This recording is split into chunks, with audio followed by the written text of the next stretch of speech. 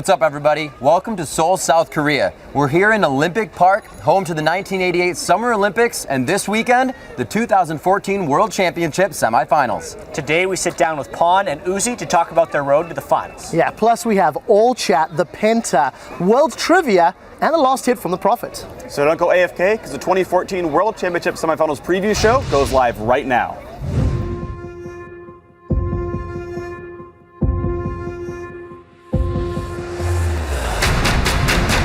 Finally in Korea here. What's about to happen is anyone's guess. They're looking to be number one. And it looks like Uzi's gonna stay alive. OMG, have done it. Go for the Nexus Club. They're coming. They're gonna do it. The Nexus is alive. They're cleared it. Samsung Blue have held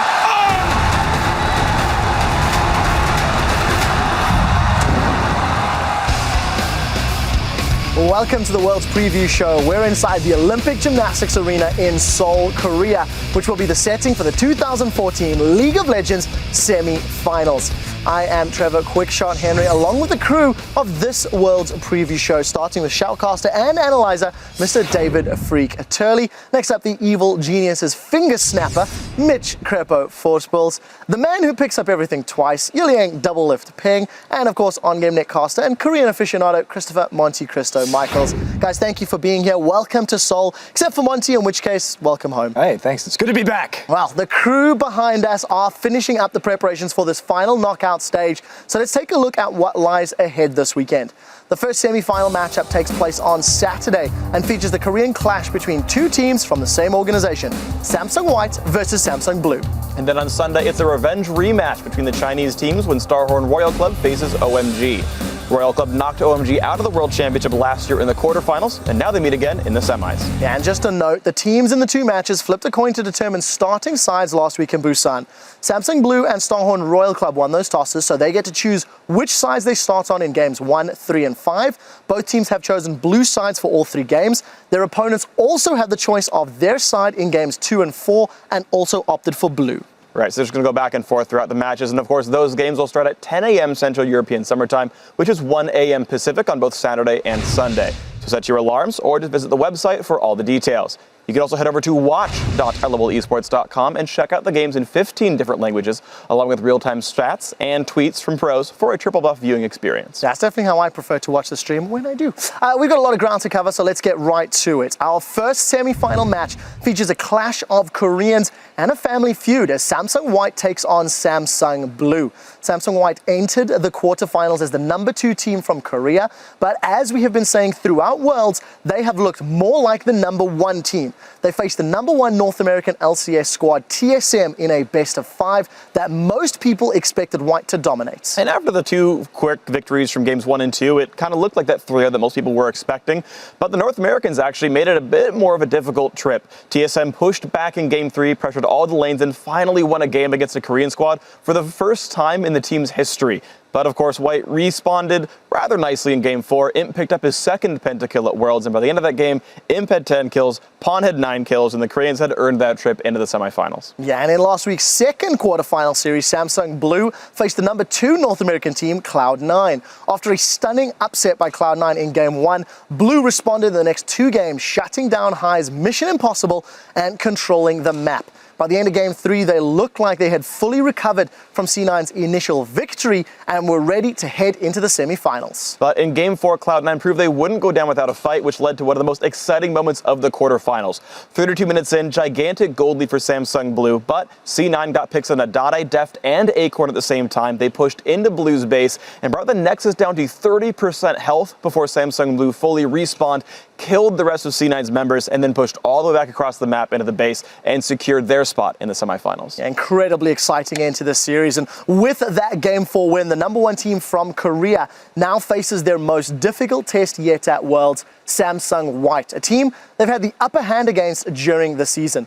Monty, which matchup are you looking at in this series, and what's going to be the key focus? I think you have to talk about the AD carries in this series. Of course, both Imp and Deft have put out standout performances, and really, they're kind of each of them is kind of the quintessence of their team's style. We have Deft, who's put out games with over 50% of his team's damage to champions. We've had Imp with his big flashy pentakills, his big playmaking ability on champions like Twitch. And so we have that very strong lane presence with Imp, and we have that very strong team fight presence with Deft. So a little bit of a kind of opposite ends of the spectrum. Yeah, and coming into quarters, it was really like everyone expected Imp and Deft to have very different playstyles, but it seems like they have a lot more similar than people gave them credit for to begin with. Imp struggled against Wild Turtle, just like Deft struggled against Sneaky. They're both signature champions. The champion that they have the highest proficiency on seems to be Twitch. They both explode in team fights, but yeah, they had kind of a weak laning phase in the quarters. So yeah, they're a lot more similar than I had expected.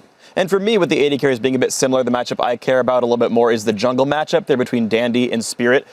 Dandy, for the last 18 months, has been probably the best jungler in the world. He's one of the big stars of Samsung White, incredible player overall. He will get in your mind, he will counter jungle you, and he's incredible, and he's been at the top of his game for pretty much forever. Spirit, though, hasn't been part of that conversation, I think, until very recently. I think he's had a killer tournament so far, especially in the quarterfinals against C9. I think he can not only dethrone Dandy and maybe take the spot as best jungler in the world, but also he can single-handedly win his team the game, because Samsung Blue, if they get any kind of lead at 20 minutes, 90% of the time, they just win the game from that. And if for once in his life, basically, Spirit can beat up on Dandy, this is Samsung Blue's series. Do you agree with that, Double? If I know we were talking about these two junglers off air. Care to chime in? Yeah, so I think jungle is a really great position to carry from, and Dandy and Spirit just kind of embody that so well. They control the pace of the game, and especially from the jungle position, as soon as you get a lead, you can impact the map instantly. Whereas if you're winning mid lane or bottom lane, it kind of takes a while for you to snowball that roam. You have to set up vision, you have to come back to lane with more items, but these guys just know exactly instantly. They'll pressure the map and control it. See, we've been talking a lot about matchups so far, but I want to take a broader look at the game and talk about picks and bans. If we see how White lost their match against TSM, that was basically them becoming overconfident in pick and ban phase. While if you look at Blue, their mistakes were more gameplay related, and they actually had a solid draft phase. So I'm looking forward to how this plays out, as well as the fact that they're sister teams, so they know each other for a while already. And have they adapted? Have they practiced against each other recently? How is this going to play out? Well, and if we talk about that, I think we have to look at the historical pick and ban as well coming in here, because if you look at the last semifinal, yeah, Twitch was a big contested pick there as well. Blue was either first picking it on Blue's side or just banning it out.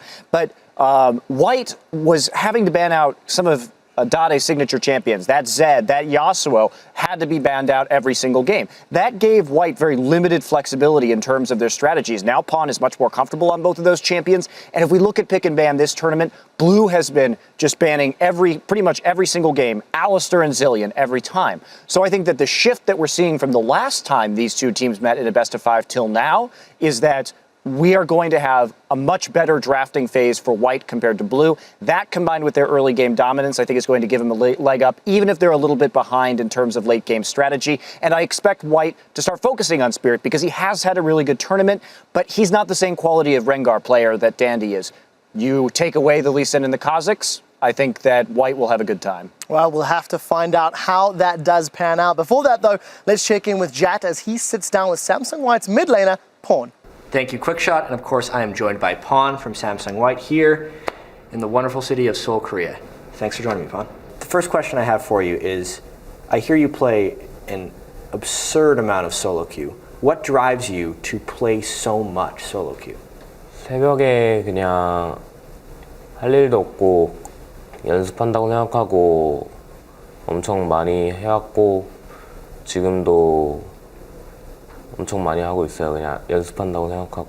And with all that practice, you've obviously been able to make it to Worlds. What has been your favorite moment of Worlds thus far?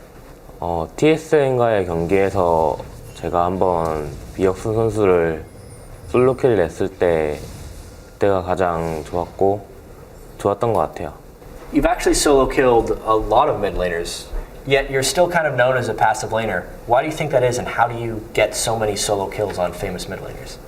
일단 사릴 때는 사릴 줄 알고 적극적일 때는 적극적일 줄 알고 있고요, 제가.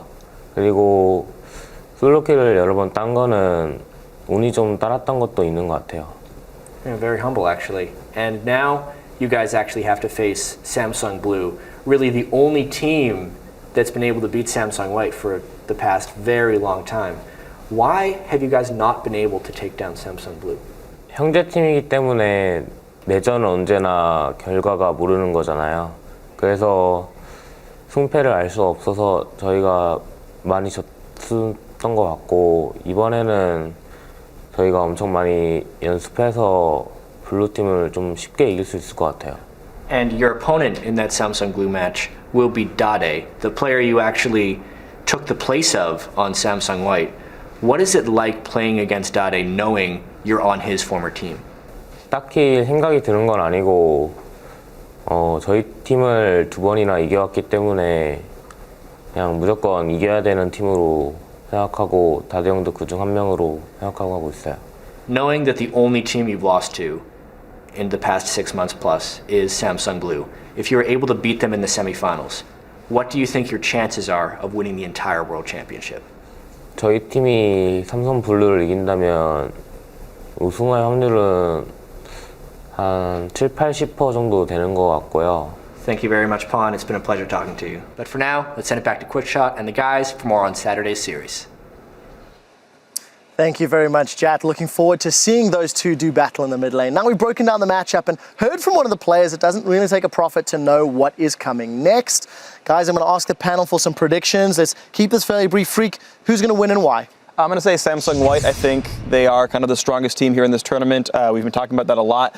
The one caveat I will give, though, is you keep saying, yeah, you know, they're really strong, but they're having an easy road so far. And so they have these, like, really bad pick and ban phases, these really silly invades, these really bad choices. And we're like, well, they're just hiding everything.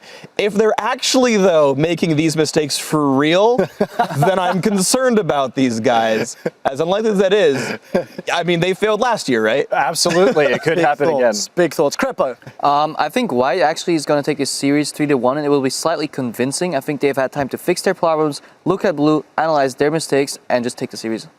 I'm actually secretly rooting for both teams. I'm a pretty big fan.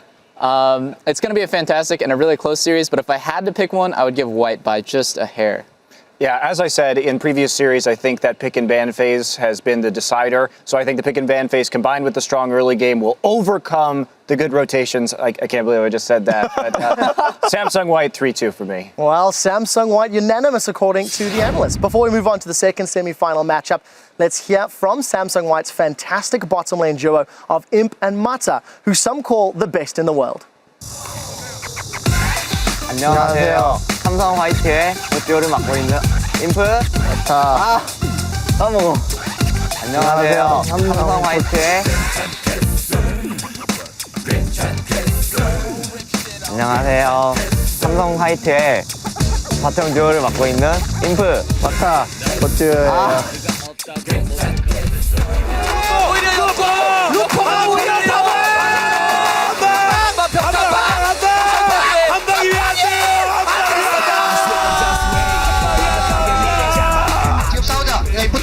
이거 안 해도 돼. 싸우자. 입고 그냥 와봐. 싸우자.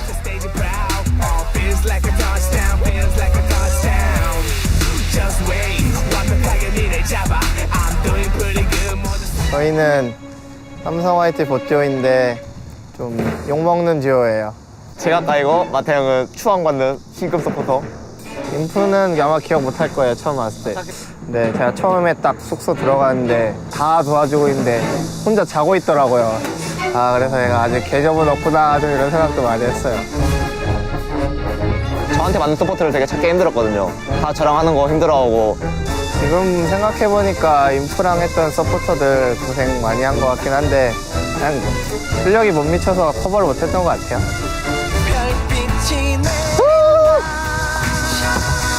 하나, 둘, 셋. 언제부터 손발이 잘 맞았냐고요? 처음에도 손발 안 맞았어요. 지금도 안 맞아요.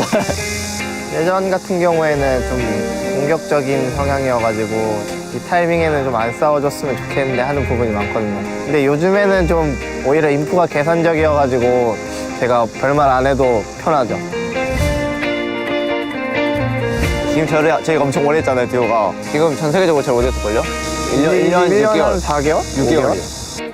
약간 말 안 해도 서로 어떻게 할지 서로 다 아는 그런. 실제로 봐야 하시는데, 이거.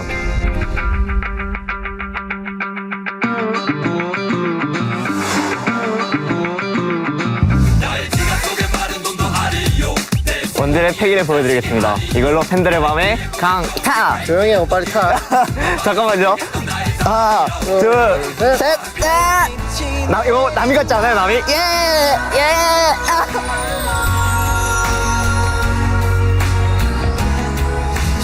당연히 우승이죠. 저희는 세계 최강의 바텀 듀오니까.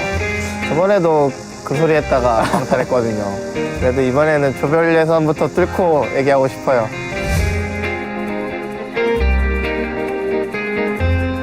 저 베인 해도 돼요? 왜 잘하잖아요, 저 베인. 인프 베인 하면은 세계 최고인데. 저 애쉬 하면 안 돼. 애쉬 잘하잖아요. 아, 저 애쉬 잘해요. 어제 연습할 때 애쉬 안 좋다고 막 욕하던데. 팀도 속이는 치밀함. 승리의 비결이죠.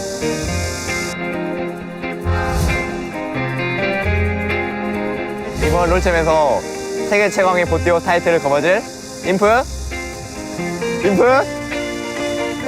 해봐요. 인프 하트. 인프 바타 보티오 에어. 형, 한 번 말해봐요. 몇 점이었어요? 100점? 80점. 80점이요? 왜 80점이에요? 형이 원딜한 몇 점인데요? 20% 부족하다, 20%. 형이 원딜한 몇 점인데요? 내가 90점이지. 형이 내려놔, 빨리. 그래도 80점짜리여도 이번 월챔, 네, 잘하겠죠? 아, 월챔은 100점짜리 해야지. I guess when it matters, imping is easy. Now, let's turn from arguably the best bottom lane in the world to some of the smartest fans in the world, you guys. Last week, we asked you to hit us up on Twitter with the players who tied for the most deaths at last year's Worlds, and you guys killed it.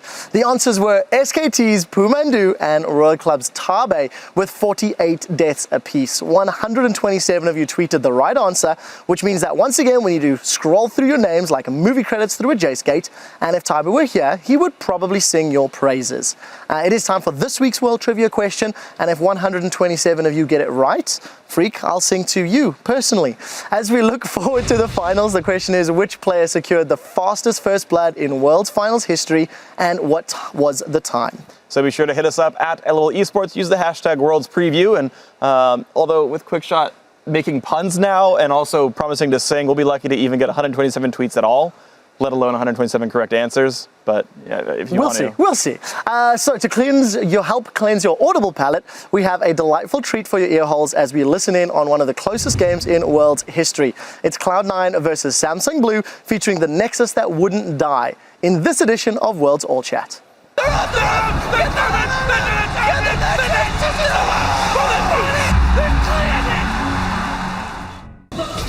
I catch this guy somehow? I'm coming. 이거 바로 가져야 돼. He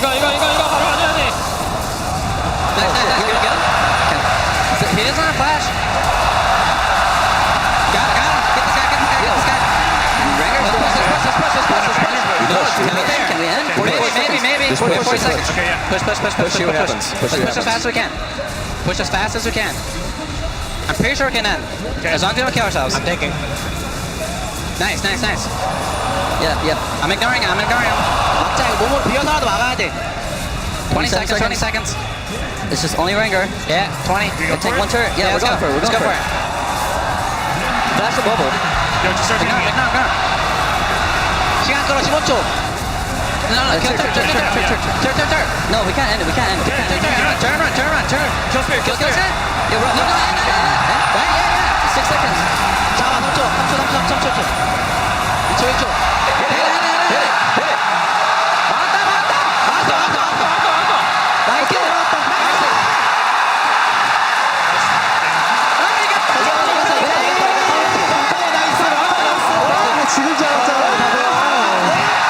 It's a good try.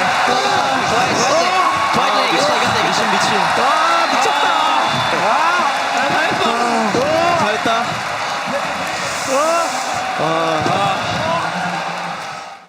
Fantastic end to the series, and just some indecisive calls from Cloud9 there.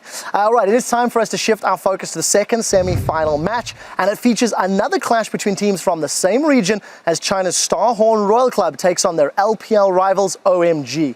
Royal Club advanced to the semi-finals after a hard-fought victory over the top-ranked Chinese squad Edward Gaming. It was the closest of the 4 quarter-final series as Starhorn Royal Club and Edward Gaming went blow for blow and went the full 5 matches. They are led by Uzi's incredible Twitch mechanics and 18 kills. Starhorn Royal Club locked down the first 2 matches, but Edward Gaming battled back with the bloodiest game of the world so far with 54 total kills in Game 3, and they took another victory to force a Game 5. However, Royal Club recovered and took down Edward Gaming in the longest bout in that series and finally secured their spot in the semifinals. And by advancing, Starhorn Royal Club now has a chance to be the first team in league history to make it to the World Championship Finals twice. And we'll see if they can do that. Standing in their way of history, however, is OMG. And in the last quarterfinal series, the Chinese team stunned by crushing a Korean squad in the only 3-0 series of the quarterfinal round.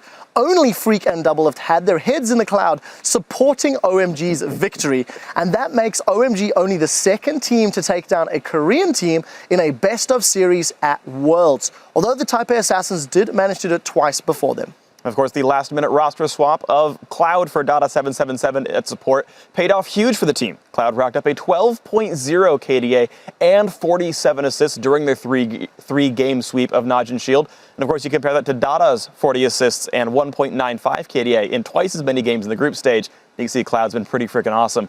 But the real star for OMG in the quarterfinals was actually their top laner, Going. Led by his incredible 24 kills in 3 games, OMG looked more unstoppable than a Malphite ultimate on their way to advancing into the World Semifinal for the first time in team history. Yeah, all right, guys. Now that we've recapped how the teams got here, let's take a look at how they need to do one more step to move into the finals. Doublelift, which lane are you going to be looking at and watching on Sunday? Oh man, you have to watch the top lane because I feel like that's the biggest discrepancy. Cola really struggled against EDG. You saw that the 2 games they lost to EDG, actually, Cola just got crushed straight up by Korra, 1v1. There was jungle pressure, yes, but Cola just crumbled under pressure, where Going seems to be the best top laner in the whole tournament so far. So there's just such a big difference there. I hope Cola can step up. And what matters to me as well is throughout this tournament, we have the sort of perceived power of the player and how they're actually performing at Worlds. Because if you think back to just the regional qualifier, actually, Cola did fine against Going. He actually solo killed him in Game 2 in the top lane. So if they play like that, then Royal Club are fine. If Cola keeps playing like he was in the quarters, then it's a very different animal.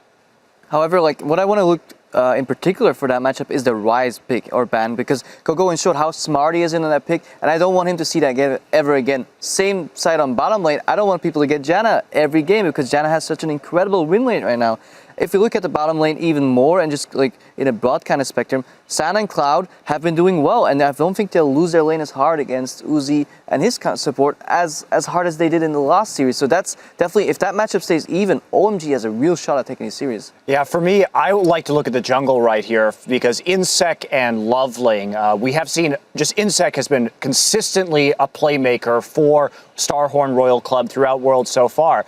And he stepped up big on that Lee Sin and Rengar. But in the quarterfinals, Loveling, who had kind of an inconsistent group stage, was just there all 3 games, and he played that Rengar. He did great on it, made a lot of plays on that Lee Sin. And for me, you know, we've got these big carries on these teams. We have Going up in the top lane. We've got Uzi down in the bottom lane. Who can get their big carry rolling early? And now that we've seen both players play these very high-pressure jungle champions, it's going to be who gets those and who can make those plays. Doublelift, I've got a question for you. Both of these Chinese squads overperformed in the quarterfinals, I think surprising most people. Yeah. Is this a risk that it was showing up on the day, or have these teams leveled up their game and going to bring that into the semifinals?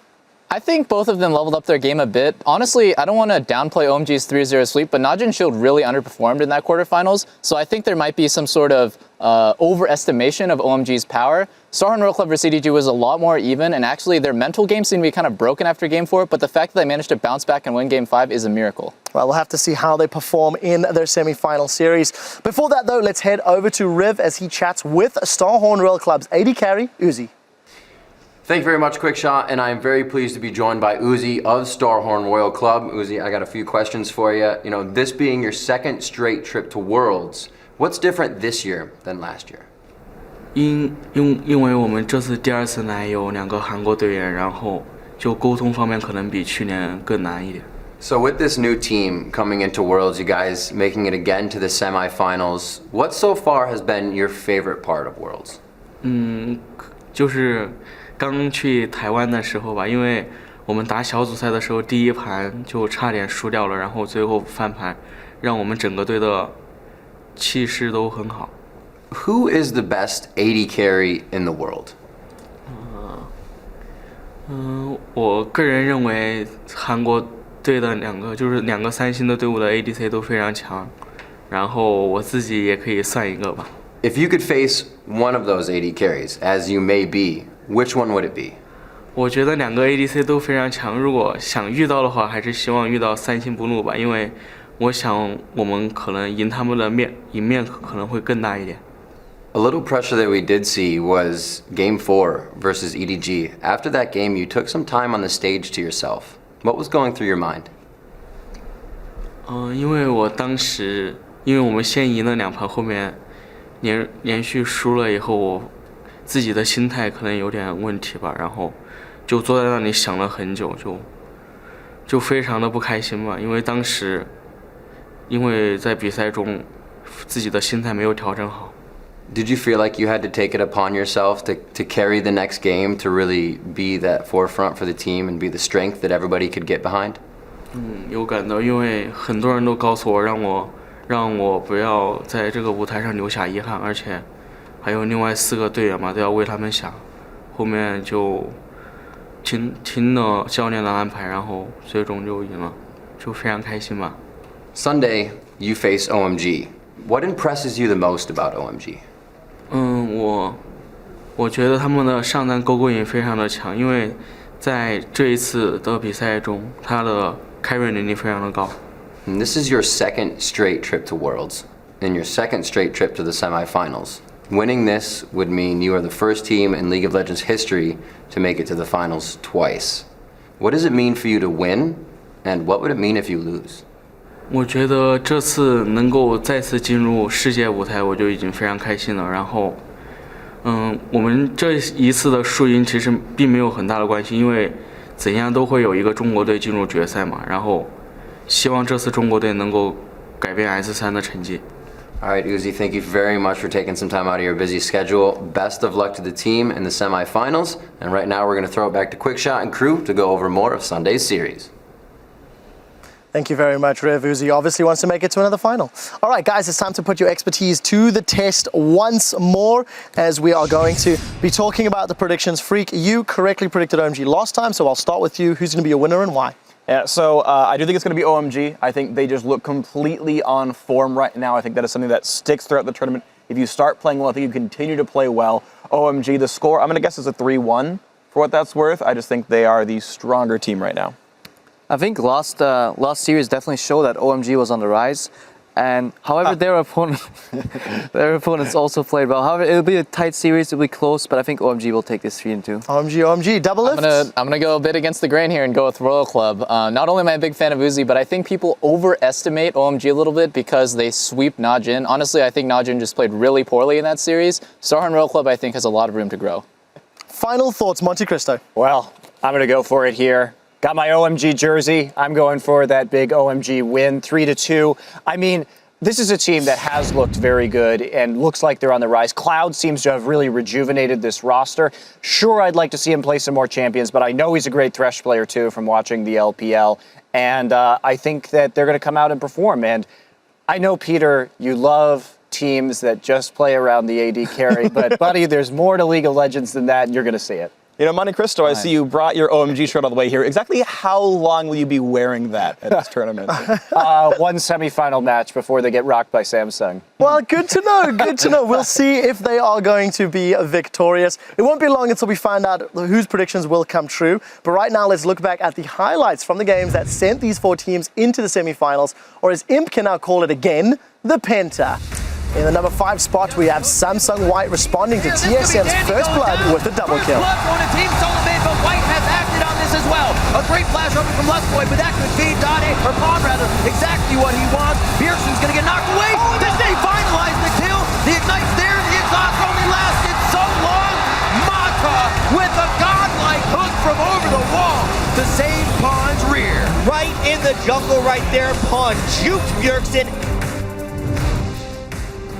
Number 4, Dyrus rides a lantern right into A Imp. little bit farther behind than they should, but only 2,000 gold against a comp like this can be bad. What a play! He gets the dodge though, but Dyrus is gonna be there.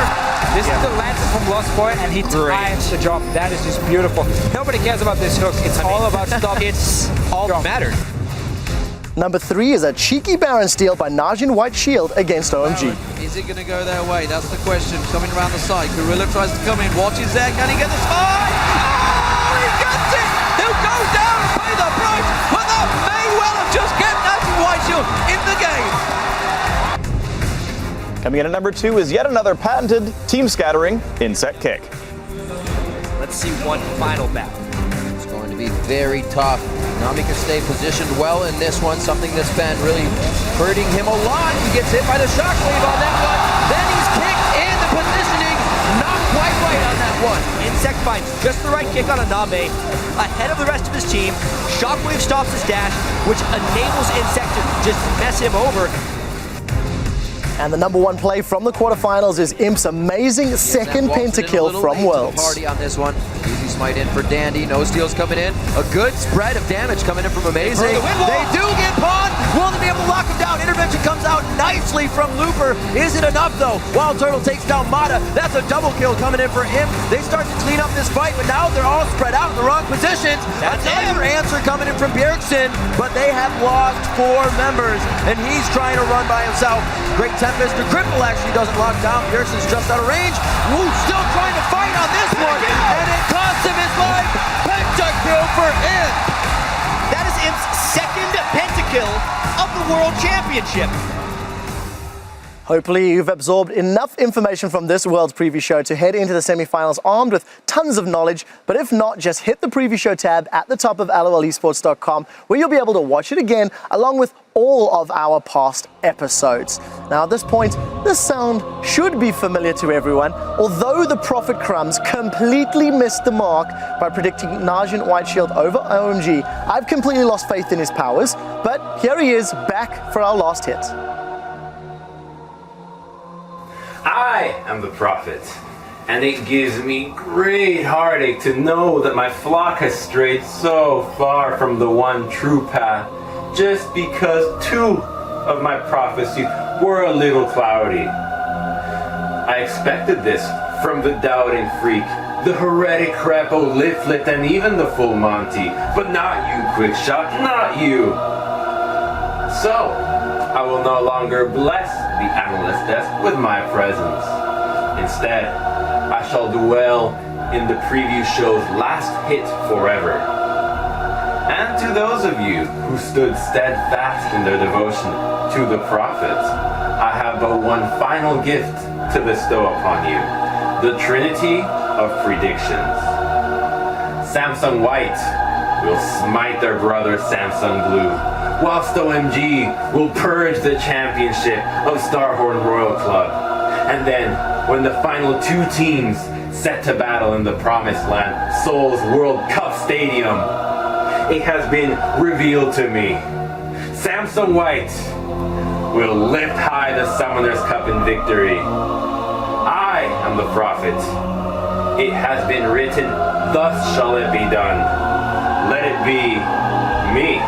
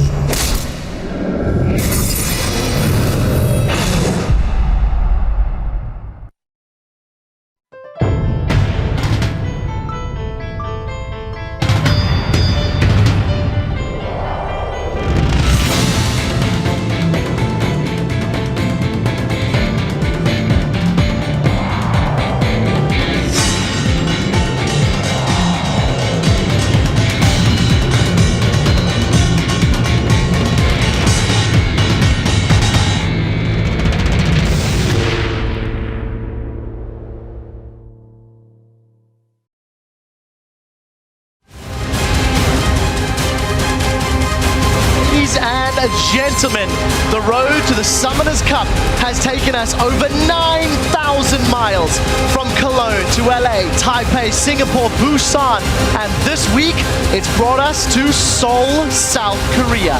This bustling city will be the home for the final legs of the 2014 World Championship, and you're looking at the Olympic Gymnastics Arena where thousands of fans are converging to cheer our 4 remaining teams as they battle for the title of champions. Once again, we are going to let our broadcast partners at OGN take the lead. They kick off our weekend of action. 4 teams on this stage. 2 will be doing battle for this cup in a week's time. Here is John from OGN.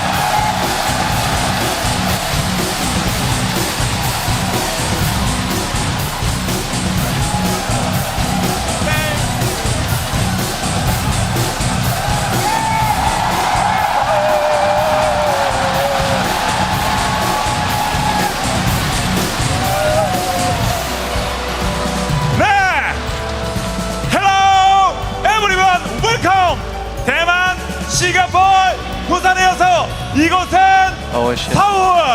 자, 서울 4강입니다. Finally, we are in Seoul! We're the final goal!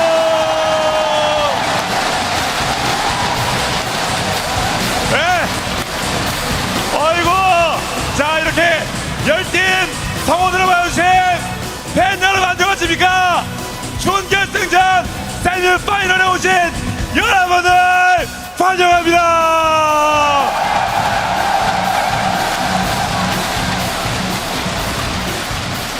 네, 자 대만부터 와우 대만부터 한번 신나게 달려와서 지금 한번 찍고 부산에서 이곳으로 왔습니다. 원래는 돌면서 해야 되는데 워낙 많은 무지개에서 돌면서 못할 것 같네요. 자, 오늘 이제 준결승전을 펼쳐서 다음 주 상암 경기장에서 펼쳐진 결승 예오를 팀들을 가리도록 할 텐데요. 한 팀 한 팀 여러분께 소개해드리겠습니다. First up from Korea, 삼성 파이트 삼성 블루입니다. And next from China, 로얄 클럽 그리고 ONC입니다.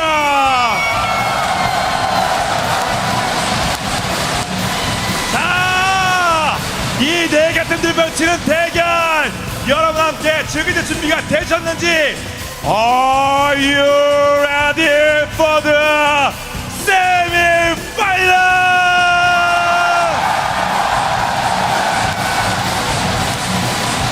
오케이, 좋습니다.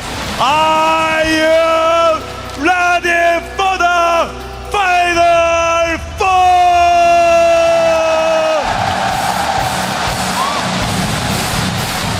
오케이, 달려봅시다. Let the semi-finals begin. 지금부터 여러분의 지금 바로 함성과 함께 세미파이널은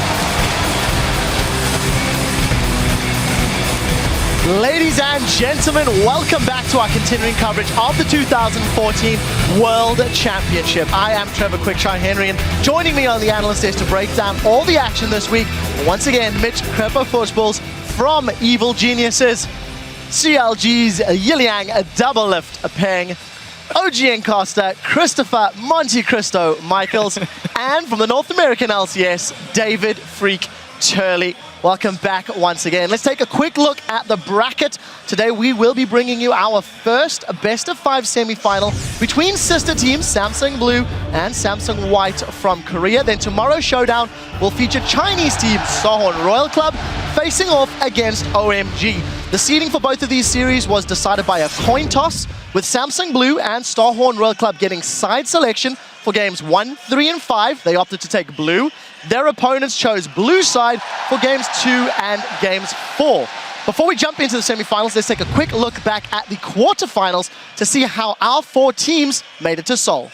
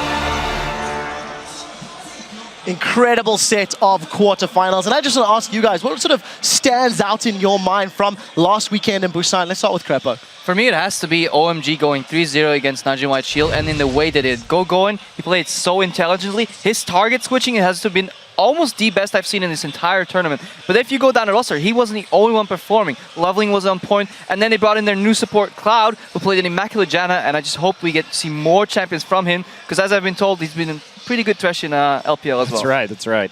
Yeah, for me, it's Royal. I didn't believe in them coming into quarters. I was like, they're probably going to lose to EDG. And they ended up going 3-2, making it to semis. I really like the AD carry kind of hyper carry style that they pull. It's something that obviously I've been really interested in throughout my career. And the fact that they make it work now in Season 4 is ridiculous. I mean, Peter, you were on board the Royal Hype train last year, and that kind of crashed and burned. I'm sorry, you're going to be disappointed again. Now, for me, Samsung White, like, they haven't had to show really pick and ban priorities yet, which is very interesting. We haven't seen a lot of their signature champions like Dandy's Rengar yet in the tournament. So I think they're very interesting just because I think they've been able to hide more than any other team because they've had a little bit of an easier road. For me, the big thing this entire tournament is actually that it's not how good you are, but it's how good you play on that given day. And the quarterfinals had 3 huge standout performances for me that emulated that. Uzi on Royal Club hard carried the quarterfinal. You had Leveling on OMG,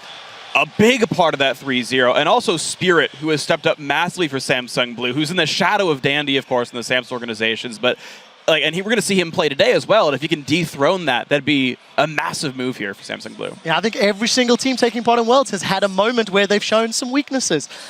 Considering those weaknesses, you guys at home can actually re-watch any and all of the games if you head over to lolesports.com. You can watch spoiler-free on our VODs page. While you're there, you can also give a thumbs up to the teams that you think will win their respective series. Just click schedules and start voting. We will be checking in along with the analyst votes before each game. Before I ask the analysts for their opinions on today's series, I'd like to get yours.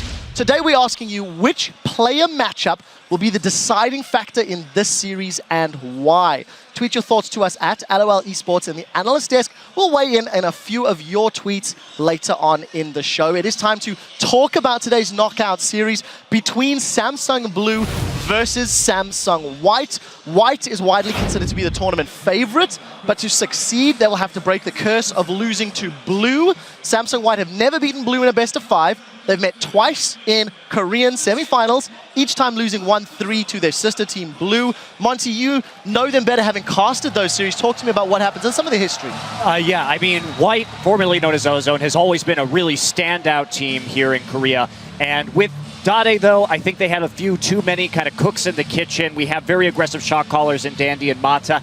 Dade is a playmaker, Dade is a shot caller, and I think the biggest move was them swapping the mid lane in the spring season. It really galvanized Blue, allowed them to finally have a certain kind of presence in the game to really develop this team fighting style that saw great success, netting them spots in back-to-back Champions finals. So this guy has been a lot of that. And Pawn on the other side, very skilled player as we've seen, huge champion pool, but he's more reserved, more quiet. So he's more of a follower rather than a leader. And I think that helped White kind of clarify from their end as well. So just a lot of success from these two teams over this year so far, and I can't wait to see another semi between them. Yeah, you can definitely put an argument forward, one of the most successful roster swaps, in a team's history. So for Blue, as we've highlighted, stronger late game. They develop themselves into this very good team fight style team. Deft in particular, one of the cornerstones of that. Doublelift, you talk about AD carries all the time. Deft in your eyes, and what about him going up against Imp?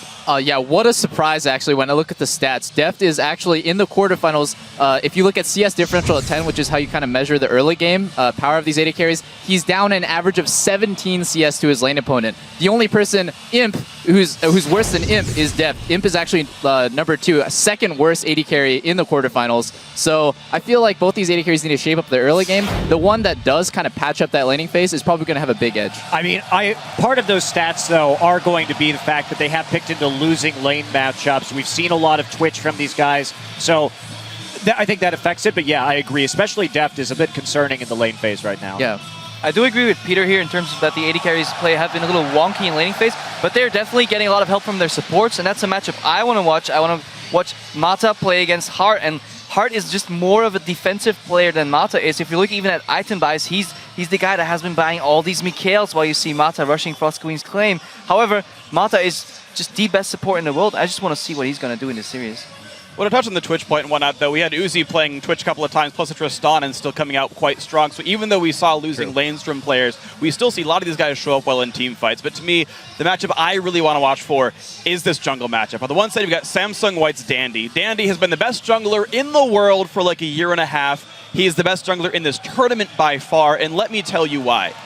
When Dandy kills a red buff, 40% of the time, that's the enemy's red buff he's killing. He's in your jungle all the time. His team, Samsung White, on the average game, has twice as many buffs as their opponents. That's how much Dandy counter jungles. He destroys people with his pressure.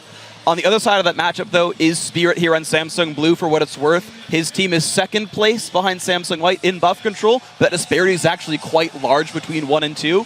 However, if Spirit does get a lead for Samsung Blue, his team has lost exactly one game where they've had a gold lead at 20 minutes in the last, 4 months. So generally speaking, if he can make something happen here from Spirit, Blue's got a good road ahead of them, but he's fighting Dandy, which is going to be pretty hard. Right. Closing thoughts. If these guys get ahead, they win the game. Sure. Hold that thought, Monty, because we do need to get to some predictions. Lock in and remind the viewers who our analysts are predicting to win this series. Doublelift, you are first. Who is going to win, White or Blue, and why?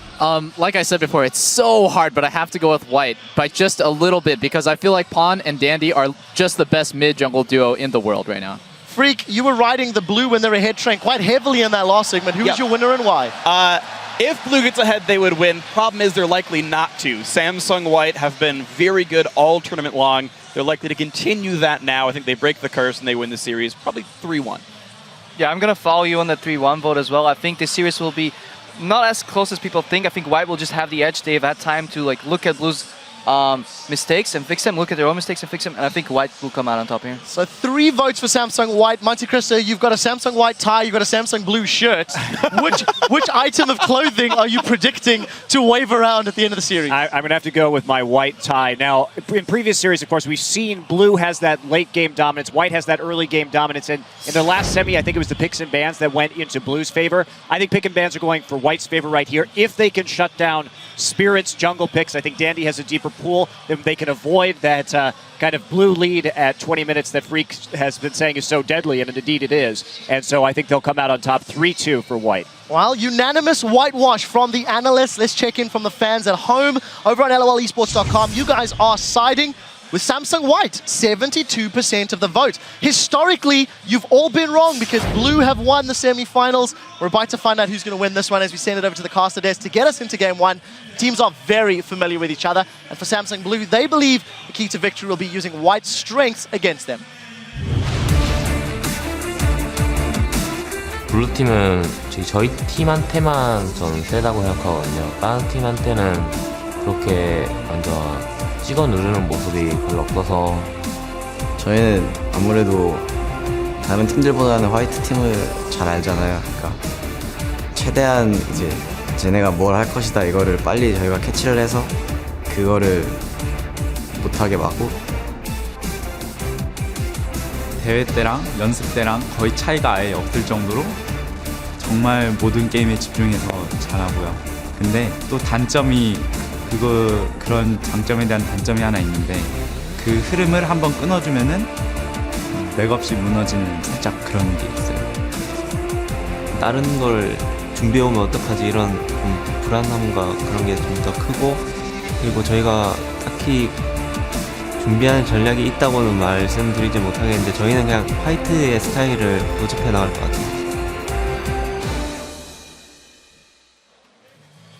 One thing for sure, a lot up in the air in this match, and we're going to see what happens in just a few minutes. Hello, everyone. I'm Rivington Bism III, and joining me for our first semifinal series is Joshua Jat Leesman and Martin DeFiscio Lunga.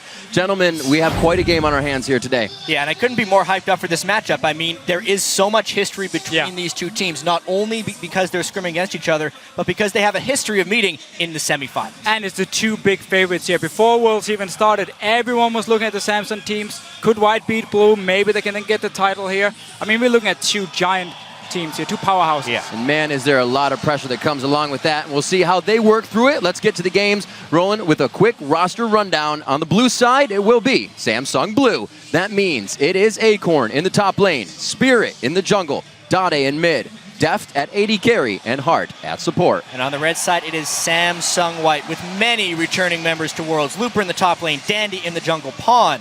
The somewhat new guy in the mid lane, AD carries Imp, and support is Mata. And let's be honest, guys, the Korean community, they want a team to win. But they don't just want them to win. They've said before, yeah, they'll win games. They still want a good game to come out of this. And I think that's what we're going to get. Yeah, I mean, for sure. These two teams, they know each other really well. We've seen them play against each other before. We know Blue has been the team to win every time. But I'm not sure that's going to be the same deal right now. It's so strange because White is so infrequently challenged that when the game does get past 35 minutes and it's somewhat close, they've shown a little bit of vulnerability, and that's what's happened in their games against Blue. So one thing we're trying to figure out is whether or not White will just pick late game champions, because inevitably that's where Blue will take it, or if Blue is afraid of the quick snowball and will pick mid-game champions to get to late game. There could be so many different opportunities. We just have to wait and see. Well, that's another thing you brought up as well, Jat, is have they been challenged? It seems like they had the easier road here. So have they had to show us everything they've got in the bag? They said they'll be kind of on the edge if Samsung Blue pulls out something different. So we'll see into picks and bans. Yeah, so far the ban for Samsung Blue with the Alistar, it's been banned in 9 out of 10 games Samsung Blue has played, and they banned it every single time themselves. So that's pretty obvious. They're going to keep banning it. It means Samsung White will have extra bans open for them, but they don't have to worry about the Alistar. If they ban Zillion as well now, they keep to the trend of always banning Alistar and Zillion. Which will give White a lot of versatility in this series. If Blue is set in their ways with their bans, they've actually switched it up a little bit. Okay. They banned Rise instead of Zillion. Yeah, and that's a good change because people were talking about Samsung White having the edge in the champ select coming in here because Blue had seemed very predictable in their bans. Zillion is open now. Yeah. They have to first pick it and put it on hard because Dade is not a Zillion player. Not that we know of. Nope, what we know of. Obviously, they had a bit of time to practice. If we see Blue picking Zillion, it is 90% of the time going to hard though. And this shows me from the start, Samsung Blue, obviously Zillion is great late game as well, but he is very, very strong in the mid game, especially if you play him in the mid lane, where he has a lot of damage early on. We might see Samsung Blue try and focus a bit more on this mid lane or mid game to try and make sure White doesn't get a big lead early on and just try and snowball out of control. And there is just so much going into this game of guesswork because White was yet to be challenged.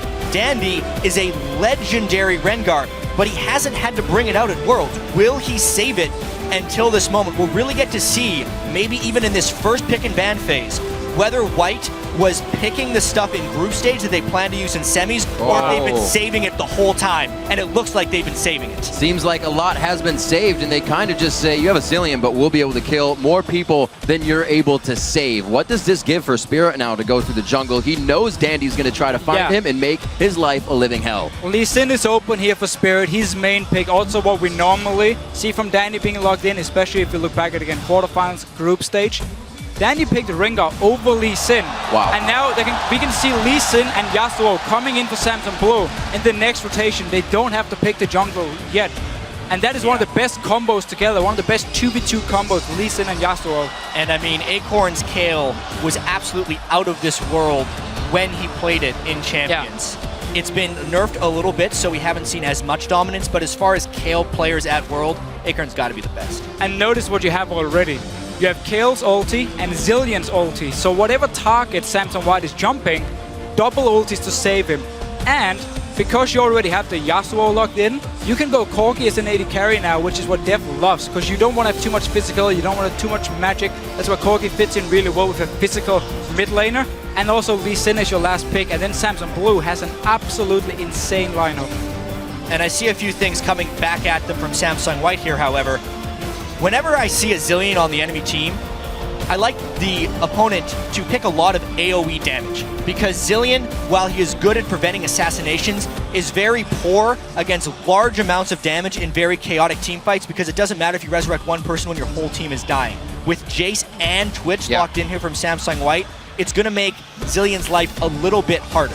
It really increases that potential to just zero somebody out immediately from out of the blue. No pun intended. We'll see the Janna being picked up here by Imp. A little more safety for Looper, as we were talking about. Dade, so far, he's got nobody else to help him on that Yasuo ult. So what is Blue going to put into their composition? I mean, already, these team compositions are so divergent from what we've already seen. We've talked about these teams having a dominant road so far into the semifinals. 20-3 is their combined record when we look at these two teams. And now that they're finally against each other, they're breaking everything out. Whoa! Everything. No way. Awesome. Absolutely awesome. Varus for more Chain CC, hopeful initiation, maybe trying to bypass that Janna pick. I'm a little bit blown away that we see it at this juncture. Yeah, I'm a little bit surprised, especially because Twitch can one-on-one a Varus really easily once he gets Blade completed. But you already have Kayle and Zillion to protect your AD carry, so you can pick an immobile AD carry and resurrect him in these fights here. But I wasn't expecting this pick. Maybe it's to counter the Jace poke a little bit. You have the Varus now with the long-range poke himself. And if anyone gets too close, if Rengar jumps in, what you can do is use the Varus ultimate to shoot on the team trying to follow and lock them down, and then just solo out the Rengar. What is going on here? Game one, mind games, if you will, gentlemen. If one of these teams wins with this composition, I'm sure it could put the other one on edge just a little bit. Not seeing this, knowing that those picks are something that could come out huge here, this is crazy. Rip, how much were they hiding from us? Because we did extensive preparation on these picks and bans, making an A-class, B-class, C-class for the champions we pick. Nowhere in there was there a Varus or an Akali for either of these teams, but here they are at semis at Worlds. Yeah, really, really surprised. We do see the teams stick to their normal kind of playstyle. We have like a full team fight come from Samsung Blue, who are extremely strong in team fights. And you have so much pick potential, like skirmish potential from Samsung White. I mean, Akali, you have the Rengar, even Jace himself can one-on-one people here, so you have such a crazy skirmish pick come from Samson White, and so much damage as well coming out just in a matter of a few seconds. So Blue with the Save Your Life composition, Kale Zillion in there trying to make sure Dade can make the plays and have Deft on the wings, become that late game carry, hopefully. And we just see the make your life miserable attack and poke composition from White. This is going to be absolutely amazing. We'll be checking in throughout the series to see who the fans think will be coming out ahead. So keep your real-time reactions too at LOL Esports. Use the hashtag SSBWin or SSWWin. We'll be checking that as we go throughout the game. This one is going to be amazing right out of the gate, I believe. We'll see if there's even swaps to be had. These guys are about to write a new story for us here in semifinals. And at this point, we just kind of have to reset our mind to what actually defines this matchup. Because so much of what these teams have done at Worlds thus far gets thrown out the window. However, the tendencies will remain somewhat true. If we look at the group stage, I'm going to look at Acorn in particular, because so much was made about how much damage Deft dealt and what a hyper carry he was, specifically on Twitch. Right. That 44% of his team's damage that he did in the group stages. In the semifinals, that fell substantially. Acorn actually did 26% of his team's damage as a top laner because they swapped their farm priorities. They kind of turned Acorn into a carry with some Rumble games. Now with Varus on Deft, that puts him in a much more supportive role from the AD carry position and puts a lot more pressure on Acorn to step up in this series. So I'm actually not expecting a lane swap unless it's initiated by White. A lot more poke focus from Deft here. He is normally known as one of the best AD carries in terms of positioning and skill shots, which obviously is going to be very important. He's got a lot of skill shots here. There's a lot of skill shots to work with. So in that case, it doesn't surprise me. He's the guy picking it up. Imb is normally the more straightforward AD carry, who's also wants to make these big plays on a champion like Twitch. Making those big plays. He feels like he's kind of lost that title as best ADC to Deft so far. Even with 2 pentakills in the tournament, he still feels like he can do better. So we'll see if he can get into that role without finding the overconfidence of last year that kind of put him on the back foot. Yeah, and there's so much on the line in this matchup. I mean, Samson White twice now been knocked out of OGN by Samson Blue, denied the final, denied the potential of getting the title. Yeah. Imagine if they lose here again in the World Finals, or sorry, in the World Championship. Right. Getting denied going into the World Finals. Especially after picking Akali, right? Who expected Looper to play Akali? He's known as such a laid-back and passive top laner. The fact that he's breaking out Akali here against a Kale Zillion, a lot of anti-assassination tools. However, it's still a pretty squishy team, so he has some benefits of the Akali and some dangers of the Akali. A little bit of confusion here as far as the lane matchups initially go. Surprisingly, Deft and Hard show up in the top lane, and right away, Looper leaves. Yeah, and with these comms here, as you just mentioned before, it's going to be a lot about Samson White getting the skirmish going in terms of the team fighting, because if they all pile on to the same target, you have the Zillion, you have the Kale, and that's going to mean Samson Blue is early invade here. So they have to split it up here. Let's see what happens. Samson Blue want to try and get 3 buffs, but a lot of people from Samson White, they should be able to secure it. Even Porn can join in. This has been such a quick reaction by Mata to make it back up here. The fact that they had their AD carry support bottom and were still able to go up and defend Dandy is huge. Yeah, but because there's so many people from Samson White on the top side of the map, Acorn could now teleport down bottom side. Imb is left alone, he's only level 2 and he was fast pushing. Normally, if you want to rotate your members around the map, you freeze the bottom lane or the top lane wherever you have your lane swap, and your AD carry just sits back and can zone the enemy top laner. This time around, he pushed it, opened up for Acorn to come down and get some good farm. Well, we saw one way to get under Blue's skin was to take chances in the early game. Less preparation and more just gung-ho was one way to get under their skin. Right now, everything's kind of on the board and both teams know what is to be played out. But we see White actually going for a bit of that invade. No prep ward, not a lot here as they go in. Well, I think mainly they're trying to shut down Acorn because he was able to pick up a little bit of that farm in the bottom lane, and they want to make sure that Acorn can never get substantially stronger than Looper, otherwise Looper will have nowhere to farm on Akali. A lane swap to Akali that falls behind is beyond useless. Yeah, and they also want to force Samson Blue to go to the top side of the map with Acorn, with all the members, so Dragon suddenly opens up for Samson White because they're on the bottom side. Let's see what happens in mid lane here. Spirit is wise enough to not chase into the bush with no wards. Very safe play from Pawn. Always had trouble in lane against Dade. Spirit wants to make sure that happens again. Can Pawn bring himself above that mid lane kind of mental block? At this point, It's so hard for anyone to get aggressive in the mid lane just because of how much roaming is happening back and forth. Yeah. And the emphasis put on AD carry farm denial or top lane farm denial, I think that's actually the main thing that these teams are focusing on. But because the roam is a risk, the mid laners can't really do anything but sit back and farm. However, Pawn is a guy who loves trying to get solo kills. Exhaust already out. Dade's going to be able to get the next damage. Flash is out of the left. Steal Q. Oh, man. Get some flow up. That Ignite will not take him down, but we got Summoners down in mid, and that Flash is also down for Pawn. That could be big. When I interviewed Pawn, the one thing he kept mentioning over and over was solo killing people. Solo killed Jerks and how he solo killed FLICKR. I'm sure he would have loved to solo kill Dade there, but again, it was in a very Pawn style of way. He actually just countered the enemy's aggression and almost turned it around there with Jace. There's that roam still from Mata. Dandy is in the pocket there on the backside. If anything else goes crazy, he will return to his jungle. Not to find too much. It's been taken away right now as the game, even all 5 minutes in, and both teams have tried a little trickery from both sides of the map. You see that Avarice Blade coming out for Dade in the mid lane, keeping sure that gold is up for himself on a quick back of that Summoner trade. And we see actually the ward here from Samsung Blue. I really like it inside the Dragon Pit because they knew there was a ping ward outside which couldn't spot it. And therefore they could actually go to the top side of the map, start their recalls here, and knowing Samsung White didn't actually start the Dragon yet. Because it's all about the Dragon right now for Samsung White. If Samsung Blue suddenly shows up 4 members on the top side, they might go for it anyway. Now they do get the ping. They are assuming here that Zilean went to the top lane. Honestly, the way these teams are playing right now, it's almost like they just turned it up a notch.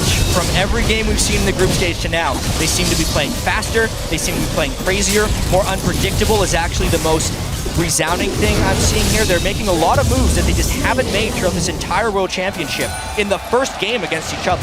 And I like this move by Samsung Blue. They know the Dragon is going to go down because they're on the top side here. Now they want to finish this lane swap. Fast push the tower because compare top laners at the moment. Acorn is so far ahead because he got the farm in bottom lane and he's been doing the jungle camps while Looper now had to do the Dragon as well. So this is the time where you want to swap back to the one-on-one and let Acorn with the lead just bully out the Akali.